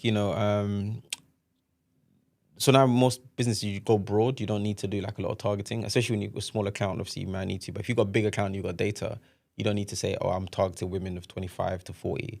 Like the creative does the targeting. So there's a lot of learning. There's the algorithm of targeting. Can learn from creative? They can actually read it? 100%. Okay. Yeah. Like I can see, even when the ads I'm seeing, I can see, okay, this is definitely like super targeted. But also the platform, I mean, Mark Zuckerberg said he just wants eventually brands just to come put their credit card, tell what they want to do, and then the platform will do everything. I think we're quite far away from that. I would say for at least 5 years. But yeah, I mean, they don't have an incentive for agencies. They don't care. They want to build the relationship directly with the brands. So, which is why for me is why we diversify the work that we do, because if the fundamental platform that we use to grow the businesses is not owned by us, there's a business risk there. There's a platform risk essentially. I mean, look, AI is going to do what it's going to do. I think for us, we're using it more to help us be more efficient. But like, again, people make illogical decisions. People still want agencies. They'll still want somebody they trust to manage all this AI complexity, right? Yeah. So we're seeing that even as we're working with bigger clients, it's like, actually, we know AI is coming. We don't mind that you use AI for this and this and that, but we would rather you manage it than us. And I always say, just to wrap up on that, is like, clients don't pay us for the good times. They pay us when things go wrong. Yeah. Because they know Maz will fix it. The Translate Culture will fix it. So a lot of agencies go out and they promise, oh, we can get you 10 ROAS or whatever. You're not talking about what you do when things don't go right. And I think that's where, irrespective of these changes, we think we'll be fine. I think we're actually going to talk about the future of agencies. Yeah. But for now, interesting about creators, because we see the same on Amazon. Okay. That's Amazon can actually read images and to understand the keywords that actually should be, let's say, read from the image itself. Okay. So how to actually target it, how to position. About Meta and Google, we recently decided to do Google Ads. And so we, of course, have no experience with Google. We hired some consultants, and so we did just a broad targeting, trying to run ads for agency. Then we created actual landing page where we tried to sell our design services, but it didn't work. So then we decided to change our approach. And again, we hired someone who helped us with just first understanding the strategy, what do we want, do some A/B testing, etc. And the approach has changed a lot, because on Google, we saw that was quite expensive to advertise. So what we are testing now is that we have a database of different kind of companies we want to reach out to. So our current marketing manager told us, hey, we need to first give this database to Meta, and then we actually are going to build a lookalike based on this database, not just going broad from the beginning. And then we actually see quite low cost per click, and our budgets compared to what we spent before on Google is like, it works. And we got some first 3 calls, 4 different lead magnets booking. Again, we just started. So, and I realized, well, it's still possible to run ads, be efficient, and not spend thousands of dollars on Agreed. that. So I'm just wondering if someone wants to start running ads. Of course, it really depends on the business. But let's say it's an agency. Let's talk about agency actually. Do you have any ideas how to actually approach and understand what would work best for you? Is it Google? Is it Meta? Is it, I don't know, TikTok or LinkedIn ads? So based on your experience, how do you define which platform you really focus on? Yeah, I think it would depend on your end user. So for me, for example, Depends where you are as a business. I think there's a lot of competition on Meta ads for e-commerce agencies. I mean, everybody's promising everything. But I don't mind if we're ever going to run a Meta ad. We've got so much credentials that I know the hook is gonna get people's attention, right? Like me speaking at stage on Meta, or even at TikTok, the head of TikTok Live mentioning my name is like, that I could use that as a hook. So even if it's competitive, I know I can cut through. So I think if you've got a track record and a very strong hook, you can run on Meta. Like, because I always say 3 billion people in the world spend on the platform or daily. That's a third of the world's population that's on the platform. So your customer's going to be there somewhere. But what I love about the strategy that you guys did was you used lookalike audiences, right? So you had a mailing list and you just said, look, rather than me targeting everybody, I can go straight there. And your and the algorithm is going to learn over time as well. Like, okay, these are the people that are clicking, and it's going to keep going there. So I would say Meta is always an option, as long as you can very much do a very good storytelling and you have a very strong landing page with a good offer. LinkedIn is more expensive, and I've never seen any success on LinkedIn from a paid ads perspective. But obviously, from organic, a lot of my friends have got booked calls through there. So not from paid. Not from paid. Okay. No.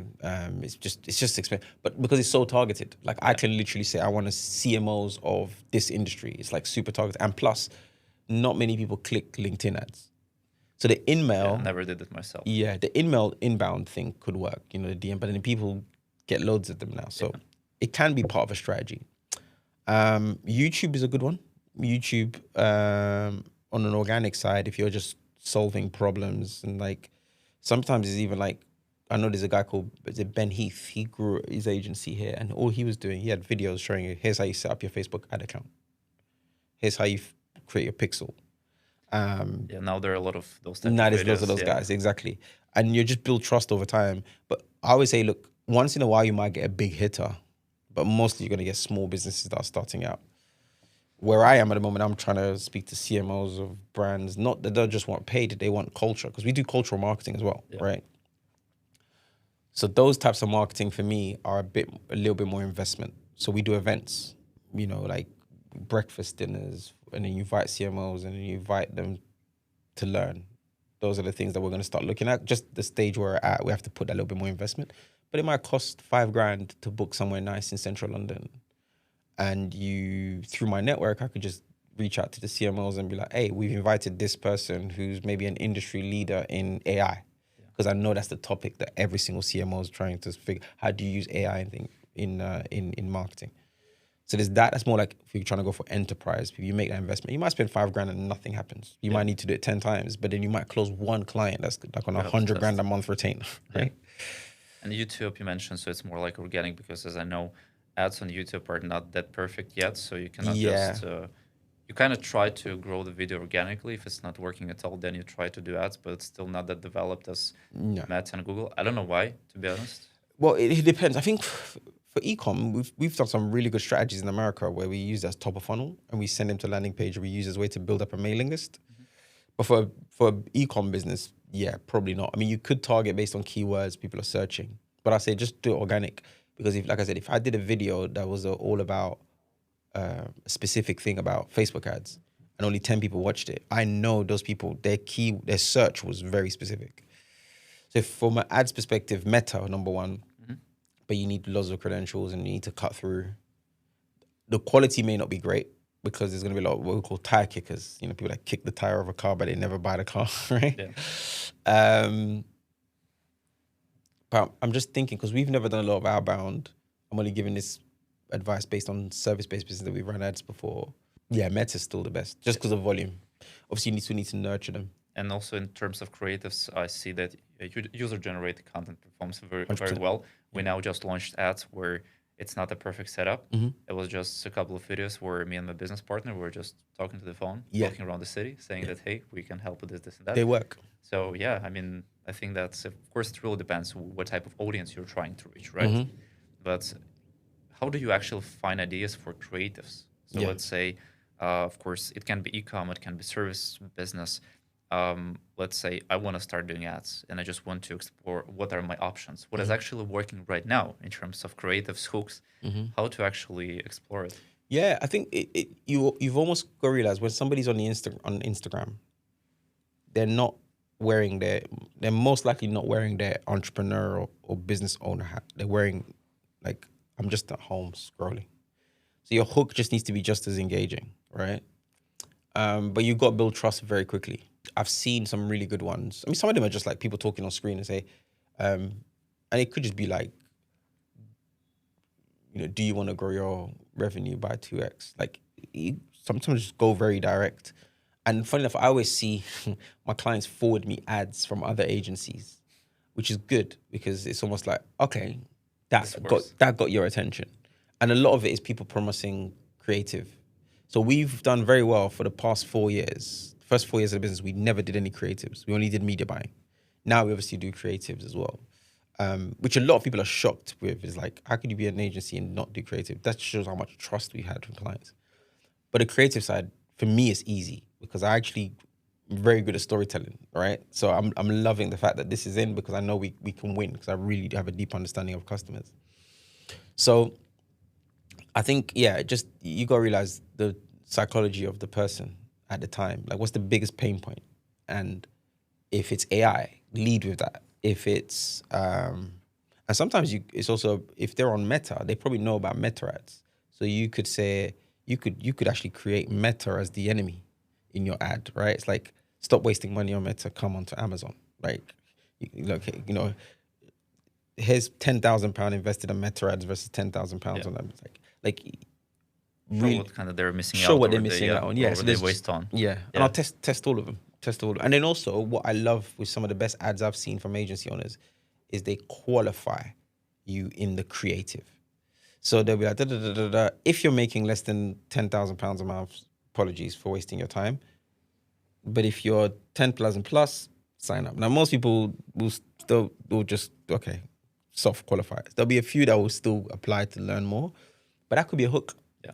That could be a hook. If you're making more than 50K a month on Facebook, on your Shopify store, here's how we can double that for you. Here's how we could potentially, I know me and you don't like to make too much promises, but here's how we could potentially double that revenue for you over time on Amazon. Yeah. It's a great hook. Now you're only going to speak to people that are making 50K. And then you send them to a landing page and you ask them, what is the revenue? What's your website? And then you do an audit before you book the call as well. Yeah, I think it's also important to understand who you're talking to and Yeah. give as much of kind of strategy before even you start working. And actually, when it comes to performance ads, so let's say if someone would ask you, hey, Mass, we're looking for a consultant who will help us with meta ads, Google, how to choose the right partner for that. Let's say if it's not an agency, just a one-man consultant, if the company or the entrepreneur doesn't have a big budget for that, but he or she wants to develop, let's say, personal brand or do something, and they need help with ads, how to choose the right consultant. Yeah, it's tough. I mean, I know a few, so I'd normally just recommend a few guys in my network, but it's hard, man. Like you can't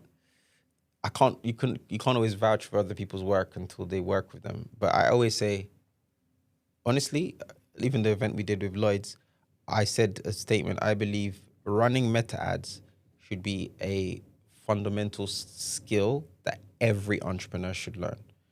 Maybe less so yourself and Mark because you're building a company already. Like, it's a distraction. But when you started out, if you were starting out now, and as much as you're doing Amazon, I would say learn how to run meta ads because it's a great skill for you to reach your target audience, whether you're B2B or B2C, right? So what we do a lot is we actually train people just to, even the basic stuff, just to run it. And I think once you try and you succeed and you fail and you succeed and you fail, you're going to then realize that when you're speaking to an agency, you're going to know who's good and who isn't, right? Because they understand it, right? They understand it, yeah, right? And you know when they're BSing you as well. Actually, I agree because the way why it's easy for me and Mark to kind of, not easy, but we kind of understand when we're hiring what we're looking for because we had experience with all the things that we are having now in the business. Exactly. I was myself managing Amazon, doing ads. And so if I'm speaking to, let's say, potential account manager, PPC manager, of course, maybe I don't know all the aspects. and I need help from our current manager, but I understand whether the person is actually talking about the real stuff Exactly. and is just a BS. N- So And especially now with ChatGPT, like yeah, yeah. people can prepare really You well better with it. have an actual online call now than ask them to send test assignment. I can see Yeah. that, okay, it's AI written or something. Yeah. So, Yeah. but if we talk about learning meta ads, you mentioned yourself, you didn't watch that much of the videos. It was like, hey, let me try to do and see how it works. Would you actually do it any different now? So let's say if I am an entrepreneur, I want to start doing something, I don't have budgets, I decided I want to learn meta ads, I want to advertise my business. How do I learn it? I just Yeah. do read some meta tutorials, I go on YouTube, or I read some books. So Yeah. what would be the step-by-step I process? think it very much depends on your way of learning. I learn best by doing. I'm a visual learner. So, and I also think you gotta have some skin in the game. You gotta put your own money, right? Like, because there's the euphoria of, oh my gosh, I spent £100, I made 1,000. Like, and it's also like I've spent £100 and I made nothing, right? And it goes back to your point about a lot of people don't go into entrepreneurship or start their own business because there may be a mental block. You know, they're unable to take rejection. And I actually think doing it yourself, you'll find out more about yourself versus if you read a book, because then you can just go down the rabbit hole of like, oh, I need to keep learning, which, like you said, there could be another psychological blocker of you just trying to over prepare. Yeah. So I just think for everyone, irrespective of your way of learning, go into the platform, build, make mistakes. Like, we probably all spend £100, £200 doing things that's never going to benefit us. £100 on Meta, you could learn. You could be way ahead of most people 3 months down the line. One of the brands that came to our office recently, the lady running the ads learned it from YouTube videos, no, from TikTok videos. So very like just and I said to her, you should be running Google ads, and she said, okay, that's good. I'm gonna go on TikTok and see if I can find it. And I looked at her ad account. She was doing a good job, but she'd reached a blocker because the growth of the account was going to be content.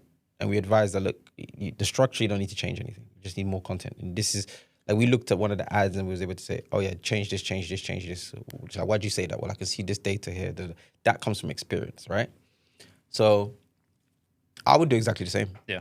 I'm going to run my own ads I still run our ads for our events, right?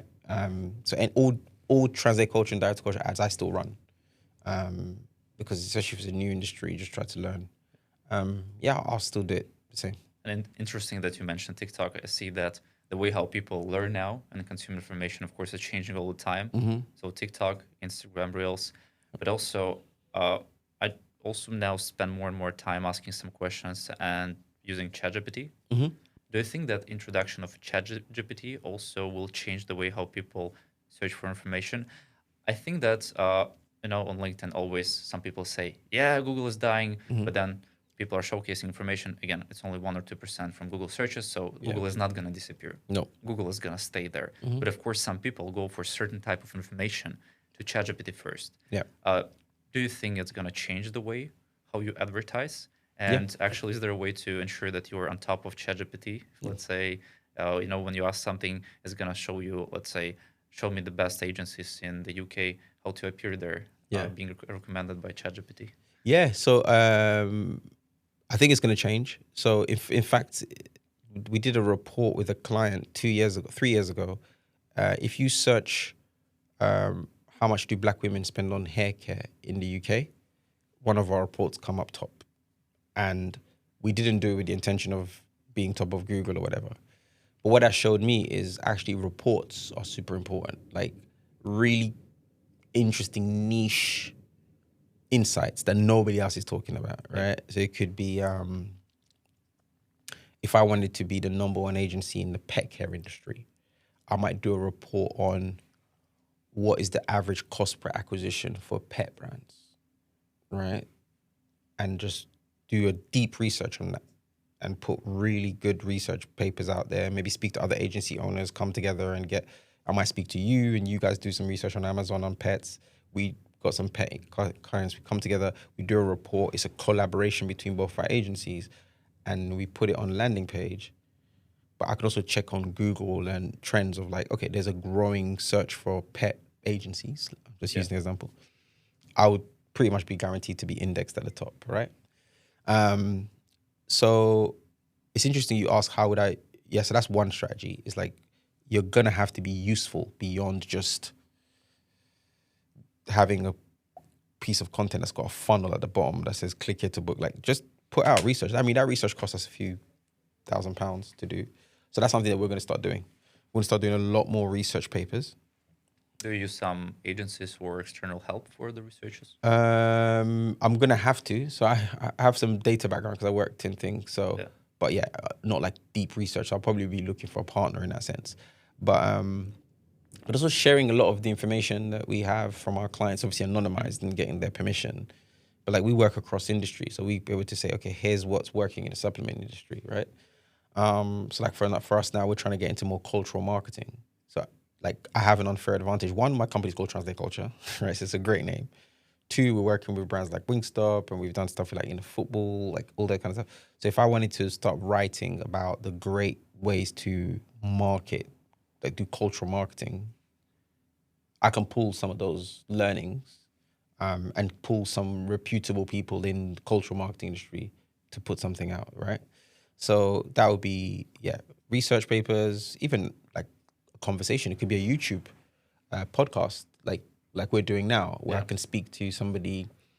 If there's like a guy or lady who is top in cultural marketing, like I know two already, they're American. Next time they're in the UK, I might just reach out to them and let's do a podcast. Now, they might cost me probably 10,000. These guys are huge. It's like Gary Vee, for example. Like, if I was going to get Gary Vee to do an interview, he's too busy. I probably won't be able to get him, but he might cost me 50K. Let's just say I'm plucking them out of it. It might be worth me paying that 50 grand, right? If I know Gary can talk about a specific thing, and now I'm indexed with having a conversation with Gary Vee, and I can repurpose that into different clips. You know, I've met Gary Vee and he's told me the future of AI. Like right now, here's a good example. Gary Vaynerchuk is talking a lot about the future in Africa, around like the influence of like marketing in Africa, hiring in Africa. Obviously it's cheaper, but also this talent is good, and the internet, and they're gonna, Africa's gonna have the youngest. Most of the youth in the world are gonna be in Africa in less than 10 years. Now, I've been saying this for the past. I knew this was going to be the thing for the past 8 to 10 years, right? But I don't have the same authority as Gary Vaynerchuk. So, and Gary was early with TikTok Shop as well, right? He was early with TikTok. He's early. There's people like him who have authority that can shift the whole industry. But if Gary Vaynerchuk continues talking about the future of Africa and influence, I'm going to benefit from that because of all the work I've done, right? All I need to do... Online. Yeah. I just need to position and organize my content, because somebody might say, I saw this really interesting video from Gary Vaynerchuk talking about Africa is the future in terms of like youth culture and stuff. Culture agencies that understand African culture. Translate's going to probably come top, right? Yeah.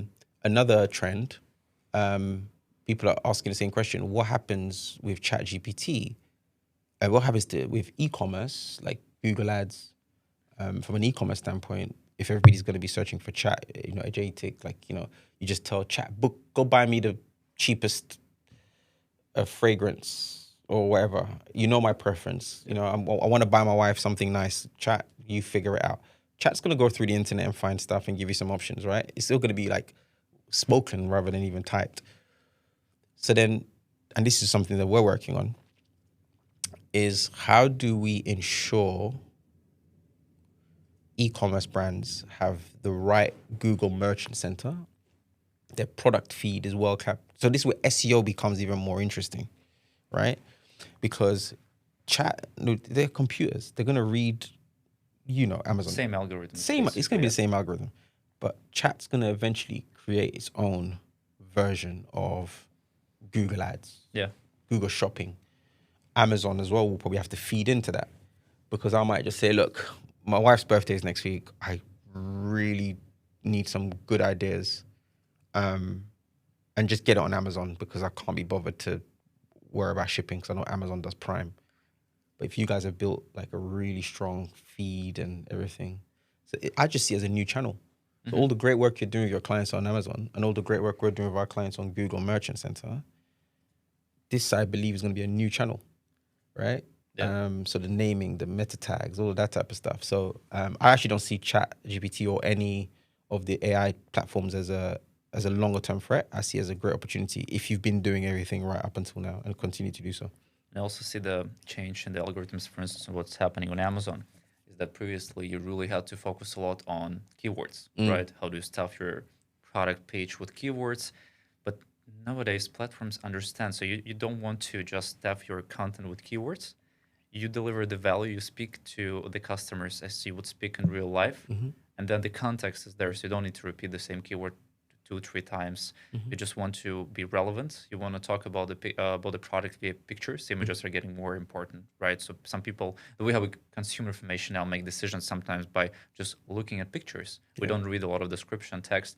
They also see this on the SEO side that you don't need to put that many keywords. It's more like how do we actually answer questions customers are interested in, and does Google also understand and then position as well depending on the relevancy, not just the amount of keywords you put in the article. Yeah, no, agreed. So I think that's where the opportunities are. Yeah. It's like all the agencies and the people that are doing the technical work correctly. I think this is where those of us that are super technical, it's going to be the advantage. Like if you understand SEO, if you understand customer psychology, if you understand how to build value now, like we're going to win. There's going to be a win. Like I was speaking to one of my friends yesterday, he's a venture capitalist, and he said, look, with the AI thing, and he was saying, look, yes, it might be a bubble or whatever. And he was saying that some institutions are struggling to actually implement AI because their data isn't structured. Yeah. So it's not that the technology is bad. It's just the structure isn't there. So I think there's a huge opportunity to win business like that. It's like, actually, is your product feed ready for AI? That's one of the questions we're going to market for. Yeah. And we've actually won a client with that premise where we came in and we just fixed their Google Merchant and revenues started to go up and more profitable. And I was like, this is super niche for us because it's a skill that I have in one of our joint venture SEO agencies that, that's the proposition we're going to market for, is actually just getting brands ready for when that moment comes. Yeah. But yeah, to answer your question, I think brands, agencies, we're all going to have to put out a lot more content. We're going to have to be helpful, like you said. And better do it sooner, right? Yeah, better do it sooner. Yeah. But let's say if you would speak to someone who is just about to open an agency, and so they're like, okay, I have a company website, I can do personal blog. How to structure it? So should it be like we have company page? Should I focus on blog posts, or it's not that relevant, or should I focus on YouTube? How to structure as a kind of full cycle of content, and how to separate. Okay, this goes under the business name. This go as my personal, let's say, name and brand. And is there a thing as, okay, videos are way more important now than just writing a blog post. Yeah. So how would you help navigating in this scenario? Yeah, I agree. I think videos are definitely more important in the short term. Yeah. Because you can convey very quickly what you're doing. There's one guy called Josh who's someone in my network. He grew his agency through TikTok, but he was very smart. He would do a video. He'd be like, here's how you can 5x your revenue using Facebook ads. Let's go. Right, that's his hook. And he always did this. And when he does this, he then cuts onto a screen. But whenever I used to see them, I was thinking, this is so engaging. But what he did was brilliant. He didn't have a website. He sent you to his Fiverr page. Fiverr. Yeah. Okay. So not saying people need to do that, because there's also a perception that Fiverr is, might be cheap and people whatever. But actually, it's a from some customers like, oh, it's a trusted platform. So if this person isn't good enough, I can give them a bad review on whatever. So he built his agency as a freelancer. So that could be Upwork, that could be whatever. So I would say if you're an agency owner, I wouldn't bother getting a website. I wouldn't bother all of that. First, you got to validate whether you're good enough with the clients that you're going to work with. So I would say do TikTok videos every day, post at least 2-3 times. Just try it and see. Speak to the problem. Have a consistent hook, like or structured, visual and verbal, or sound, whatever. And your call to action should be a platform that's already built trust.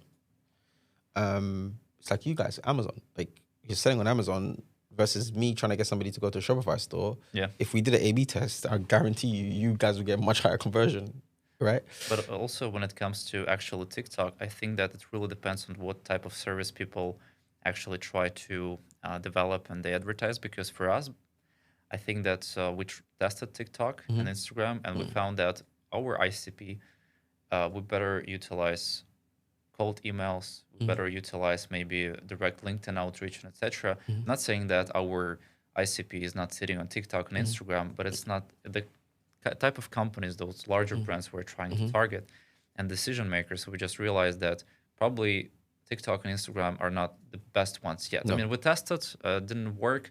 I'm not saying it's not going to work at all. I think it works well for the private label, like one-man companies. But if you're talking about bigger brands, we see that they're more likely to ask their network about, do you have anyone to recommend? Agreed. They're more likely sometimes to reply to the email, yes, if you really actually contact them at the right time. And email marketing and cold emails, they work. You just have to kind of do it a lot. Yeah. And you have to test a lot of things. So I think that it's very important to identify who is your ICP and when they spend actually time the most. So yeah, just to, for instance, with TikTok, we tried, and Instagram, not a lot, not maybe too many ads, but we found that, so far not the Was it best. organic or were you doing ads? We actually, we tried organic, then we run some ads, but back then again, we were not having a structure. So we kind of only now started to do it from the start and more in a structured way. Maybe we're going to test again. We tried meta ads, it worked so far, but I just see how the whole industry in our case is changing, right? So less people are doing the private label business. And again, whenever we're targeting private label companies, we're mostly targeting big brands. But still, we see that one audience is more on TikTok, another audience is more on the LinkedIn maybe. And I think you're right. I think with the stage you guys are at, TikTok wouldn't work. It was more just if somebody's starting out, like you could build like a one-person brand. That Exactly. Just wants, and then personal, I guess that answered your question around the personal, and because it's all in one. If you're working at small, people want to buy into people. Whereas I think if you came on thing and you were like, hey, here's I can grow Amazon, zoom up, like people would be like, yes, you might end up getting somebody who's thinking about Amazon versus, you want somebody who's already probably doing 100K on Shopify. So yeah, I probably wouldn't take that approach. Great. We briefly cover this topic of agencies and the future. What do you think is the future of agencies? I see that some people, they have a idea that agencies are going to disappear. Everything is going to be managed by AI, and it's going to be just, let's say, a manager in the company who kind of controls it. And of course, we cannot predict the future, but what is your vision on that? Where are we heading, and what are the changes we're going to see in the coming months, years? Yeah. So yeah, I mean, it's hard to predict the future. I don't envisage a manager managing AI. It just, okay, especially not on the bigger side. Like the bigger the clients, the more they're gonna want an agency from a standpoint of they want external responsibility as well, right? And if you've ever worked corporate or worked with big businesses, and you're managing hundreds of millions of budgets or whatever, even tens of millions of budgets. No human being wants to be responsible by themselves and then be able to say, oh, the AI made me do it, right? So there's always going to be people externally that they're going to want. You see it with big billion-pound companies. They'll go to the top 4 consultants to tell them to do some research and be able to say, PwC have said we should do this strategy. And what they're paying for is the reassurance. I think it's the same with agencies. People are always going to pay for someone else to manage the AI because it's still time consuming, right? So I think agencies are going to be around. And also there's this, I always get this wrong. Is it the Lindy effect? I think it's the Lindy effect. They said one way to predict the future is the longer something has existed, the more likely it is that it's going to exist, right? Agencies have been around since the 50s. Yeah. So that's a long time. It's like 70 odd years, right? Yeah. They're going to just pivot and find a different way. And they exist because people want to pay for experts. And I think AI, and I don't want to undermine this because this could be used in the future to say, hi, you got it wrong. But look, I think AI is the smart people that know how to use it to get more efficiency are going to win. I think we've heard this before. Exactly. Yeah. But people make illogical decisions. I think people are always going to want to work with the agencies, the people that they like. They want, they would much rather, and I'm seeing this in my agency already, clients are comfortable with us using AI to be more efficient. But as long as we do the work, that they just care, like, if you made us more money, great. Are we more efficient? Great. It's fine. Yeah. So, yeah, I don't think it's going to be all of that type of stuff. And it's funny because there was a guy that's building an AI platform, and I really like the kid. He's really cool. He's like, I'm building this platform so agencies like you don't exist. I said, that's fine. If you build something that can kill my agency, then my business was never that valuable anyway. I'll find something else to do. But I don't believe that's the case. I think the top agencies aren't going anywhere. So this is why it's important for people to move up the ladder as quickly as possible if they want to do agency. But also, you can also build an agency as a way to do something else. Like, there's I met another guy who he's building a tech platform, but he's using the agency to fund it. So he's actually showing his clients how they're able to get you to go viral. But he said he doesn't want to build an agency. And they're doing good revenue, really good revenue. Way more than I was doing in my first year. But he's like, his passion is not the agency. So I still think there's a window where if you can use an agency as a way to generate cash to do something else, then that's fine. But to answer your question, I don't think it's going to be a drastic change. Just there'll be less people trying to lie to people about it. Like, I think brands are going to ask for more, and it's going to get more technical as well, which should give those of us. It will be more difficult to try to lie to the clients because they can check things. And I agree that I think that in the nearest future, agencies are going to be here. Yeah. And of course, there's a data. There are less and less agencies that are new to the market, and so less agencies are starting their business. And I think that in order to succeed as an agency nowadays, you really have to do a lot of things. That's true. I mean, you really have to ensure that people know that you know a thing or two about the thing you're trying to sell. Mm-hmm. But also, I believe that those people who will be willing to have a real life connections, go and visit clients in person, talk about themselves, talk to people, they have way better chance of succeeding. I think that when it comes to AI, we see now a lot of content, and so people might want to have more of a real life connections. 100%. I don't know exactly, but I think this will be happening. So Definitely. we, of course, all of us are going to still have Zoom meetings, Google Meet, but if you're able to go there in person, introduce yourself, talk with people, you have a better chance. 100%. And just ensuring that you have a good team. I think that's important. And it's just about marketing and sales, the same tactics, just always adapting. We don't know what's going to happen, but now you still have a chance of doing cold emails, doing videos. You can do this with a budget of £500, £1,000, 10,000, 20. And of course, just delivering results to clients. I believe it's always a key. And I agree that sometimes agency is the thing that you start with, and then you think maybe it's another business you're interested in transforming. So, but the great thing is, I believe there are so many agencies now that you're able to learn from them. Yeah. To speak with different agency owners and see what has worked with them, what has not. And that's also, I believe that's analyzing all of our journey, how we're building it. There are a lot of things that we would probably do different now. Yes.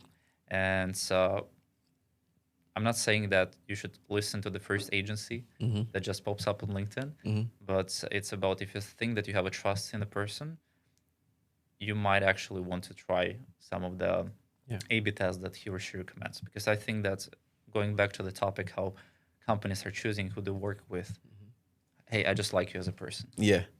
And that's true. Also, I think that if we talk about the team members, if we talk about co-founders, you have to be comfortable with the person. Yeah. Maybe you can find someone else who is more skilled, more ambitious. But if you really trust this person, I think it's way more important than trying to find like a perfect consultant, perfect, co-founder. I think that those in-life relationship, that's what matters and how you 100%. Feel around this person.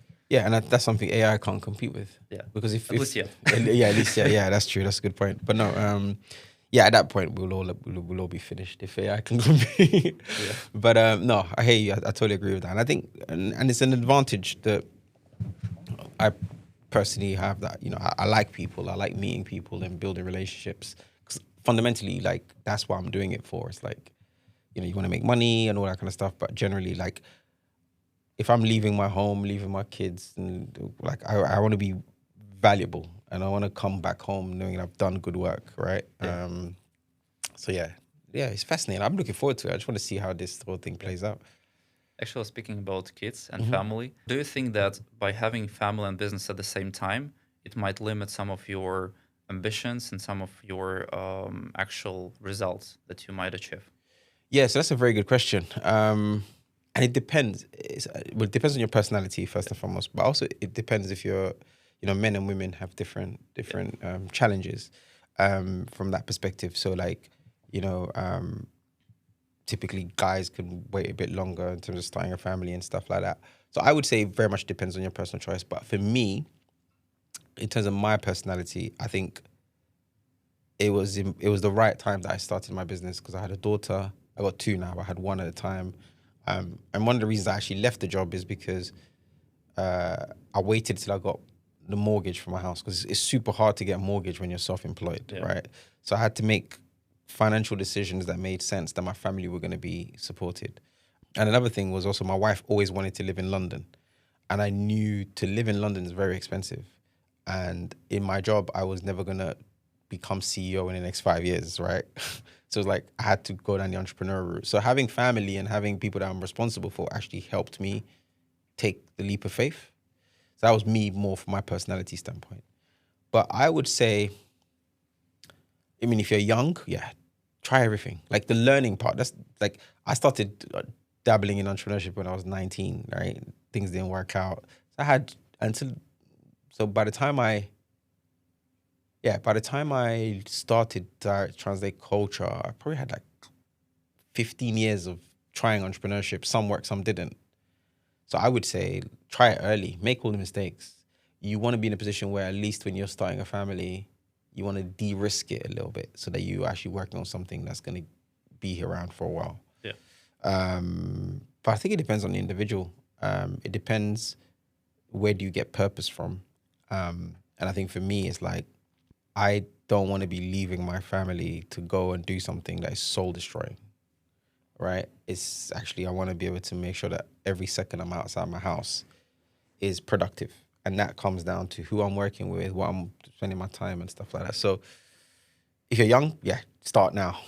That's going to compound. But equally, if you have a family, there's no, like, you could be a 50-year-old man or woman and thinking, I've always wanted to start this business. I've got my family.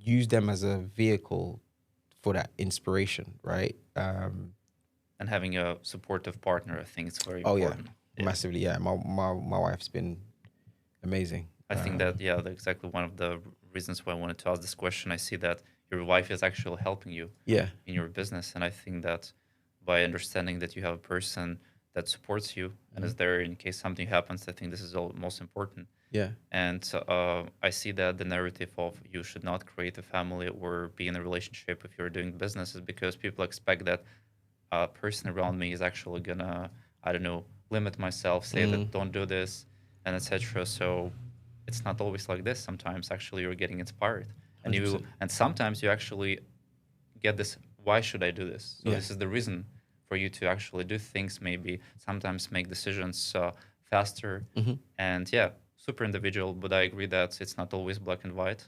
Sometimes you really have to. The problem is not by should you be in the relationship or create a family. It's more like who should you be in relationship with? Who is the right person for you? correct. And what are the things that you want to sacrifice? I think it's always about, I mean, good sacrifices, right? So you are with a different person. You say what is important for you, what is important for them, and you explain some of the ideas. Yeah, that's what I want to do with my business. I don't know, discuss, hey, are we planning to relocate or not? What if this opportunity pops up? So by answering those uncomfortable questions, I believe that there is a higher chance of you having someone who is gonna be there and support, and you're Yeah. not gonna have a lot of fights. Yeah, I agree. I also think like sometimes I've had situations with friends where one of them's an entrepreneur, the other one's got a full-time job, right? Yeah. So it de-risks it a little bit. So yeah, definitely your partner and your children's or your family support just generally is needed. Yeah. And the risking is actually, I agree with you that sometimes people think that, oh, I want to start business, I just should leave my 9 to 5. No. I never would recommend this. I think that's, again, from my experience, when I was in Denmark and I just had like part-time student jobs, as soon as I realized that, oh, I don't like this job at all, I need to change it. I still was looking for a new opportunity, and only when I was sure that actually it's there, I changed the job. Yeah. Or still, we were doing our startup. I think we were 1.5 years old as a company, and I was still doing like a cleaning job as a student because we cool. didn't get like a lot of money. Yeah. So because I knew that you need to have financial support, some kind of a freedom, and that actually helped me a lot because I didn't have that much pressure. I knew that okay, it's okay to work for a year without getting paid. Of course, I think you have to be really cautious here, but sometimes it's just having, I don't know, extra job, spending extra time, but then doing the switch when you're ready, when you have some funds and you know that your business can actually pay your bills. 100%. Yeah. So we had, like, so after we got a mortgage, I made sure we had 6 months savings.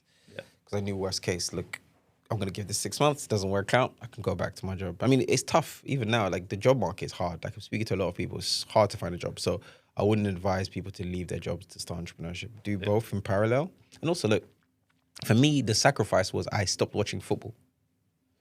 You were playing yourself, right? When you were I used to play younger. when I was younger, yeah. But I stopped watching football. So I used to like do fantasy football with my friends. And I actually I went to a birthday party yesterday where I got to meet up with some of my friends. And it was like, it's great to see where we all are. You know, we've all got kids and businesses and jobs and stuff. But what was really fascinating, the thing that bonded us was fantasy football. Yeah. We'll spend all weekend arguing about football and playing, right? But that's the one thing that I had to sacrifice. Is like, okay, the weekends when I'll be watching football and all this stuff, I can build my business, right? So I miss them. I would love to go back, but now it's almost like I don't have the time because I got kids and stuff.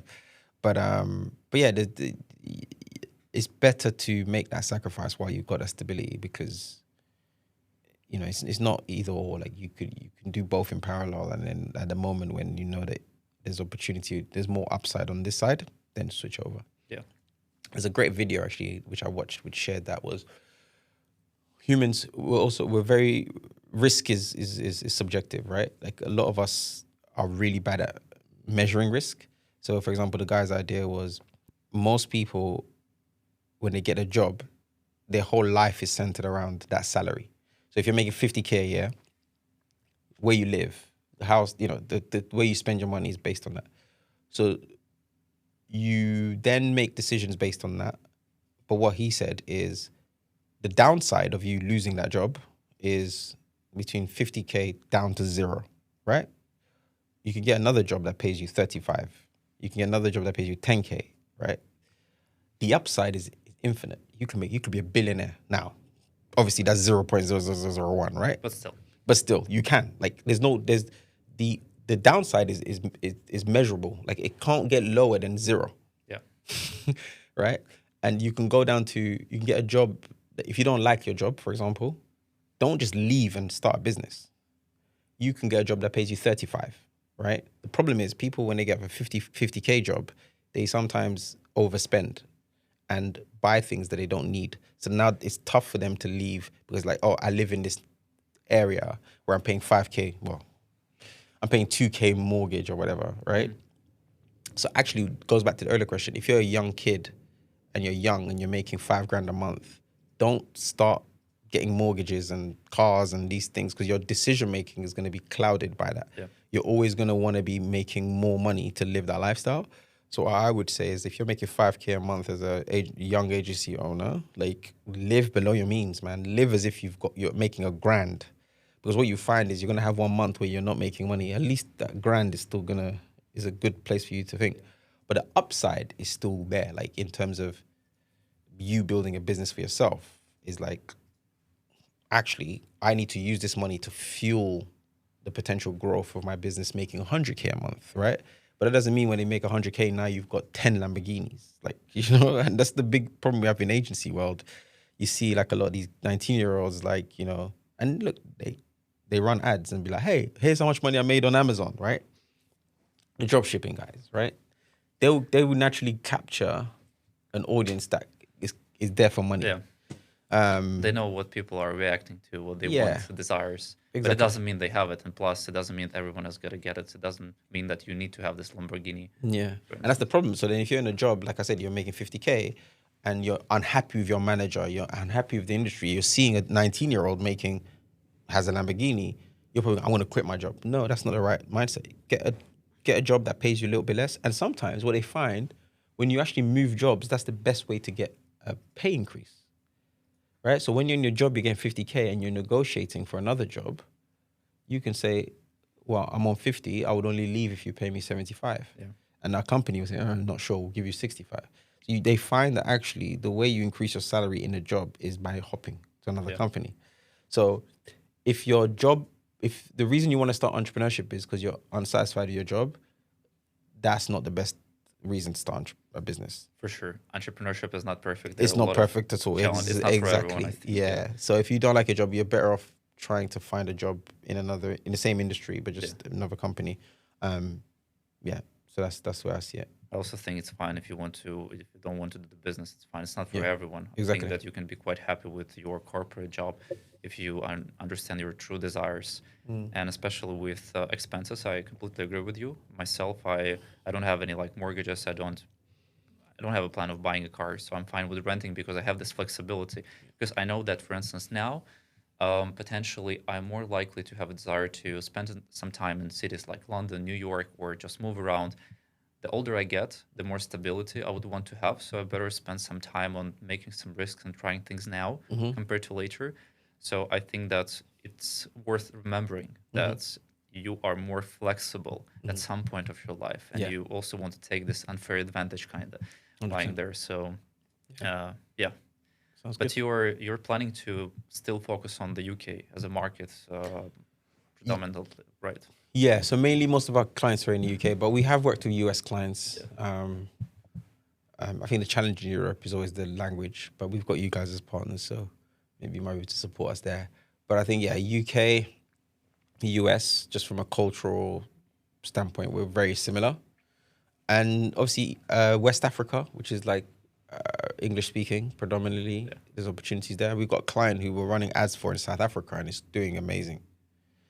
People underestimate South African economy. Like South African economy, It's growing. if it was in Europe, it would be a strong European economy, right? So that is so those are the English speaking markets that we really want to focus on. Have you been also hiring in Africa?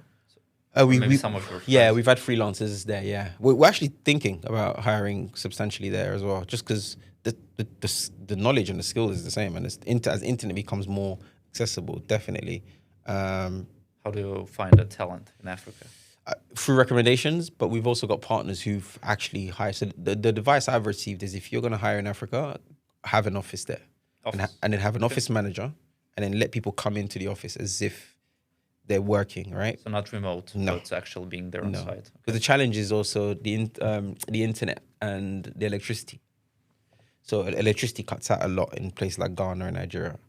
So if you have an office, you can have generators. Yeah. So then your team doesn't have an excuse to say, oh, my internet cut off. So those are the kind of things you can do to make sure that it's a good infrastructure. Yeah. Okay, Mas, thanks a lot for coming. And I think that in case someone wants to get in touch with you, I will leave some of your contact details below. Yeah. Like LinkedIn, probably the best way, right, to reach Yeah, out. LinkedIn. LinkedIn actually. Yeah. Okay, great. Again, thanks a lot. Thank you. Cheers, mate. It was a pleasure. Great meeting you again. Yeah. Thank you, man. Thanks. Cheers.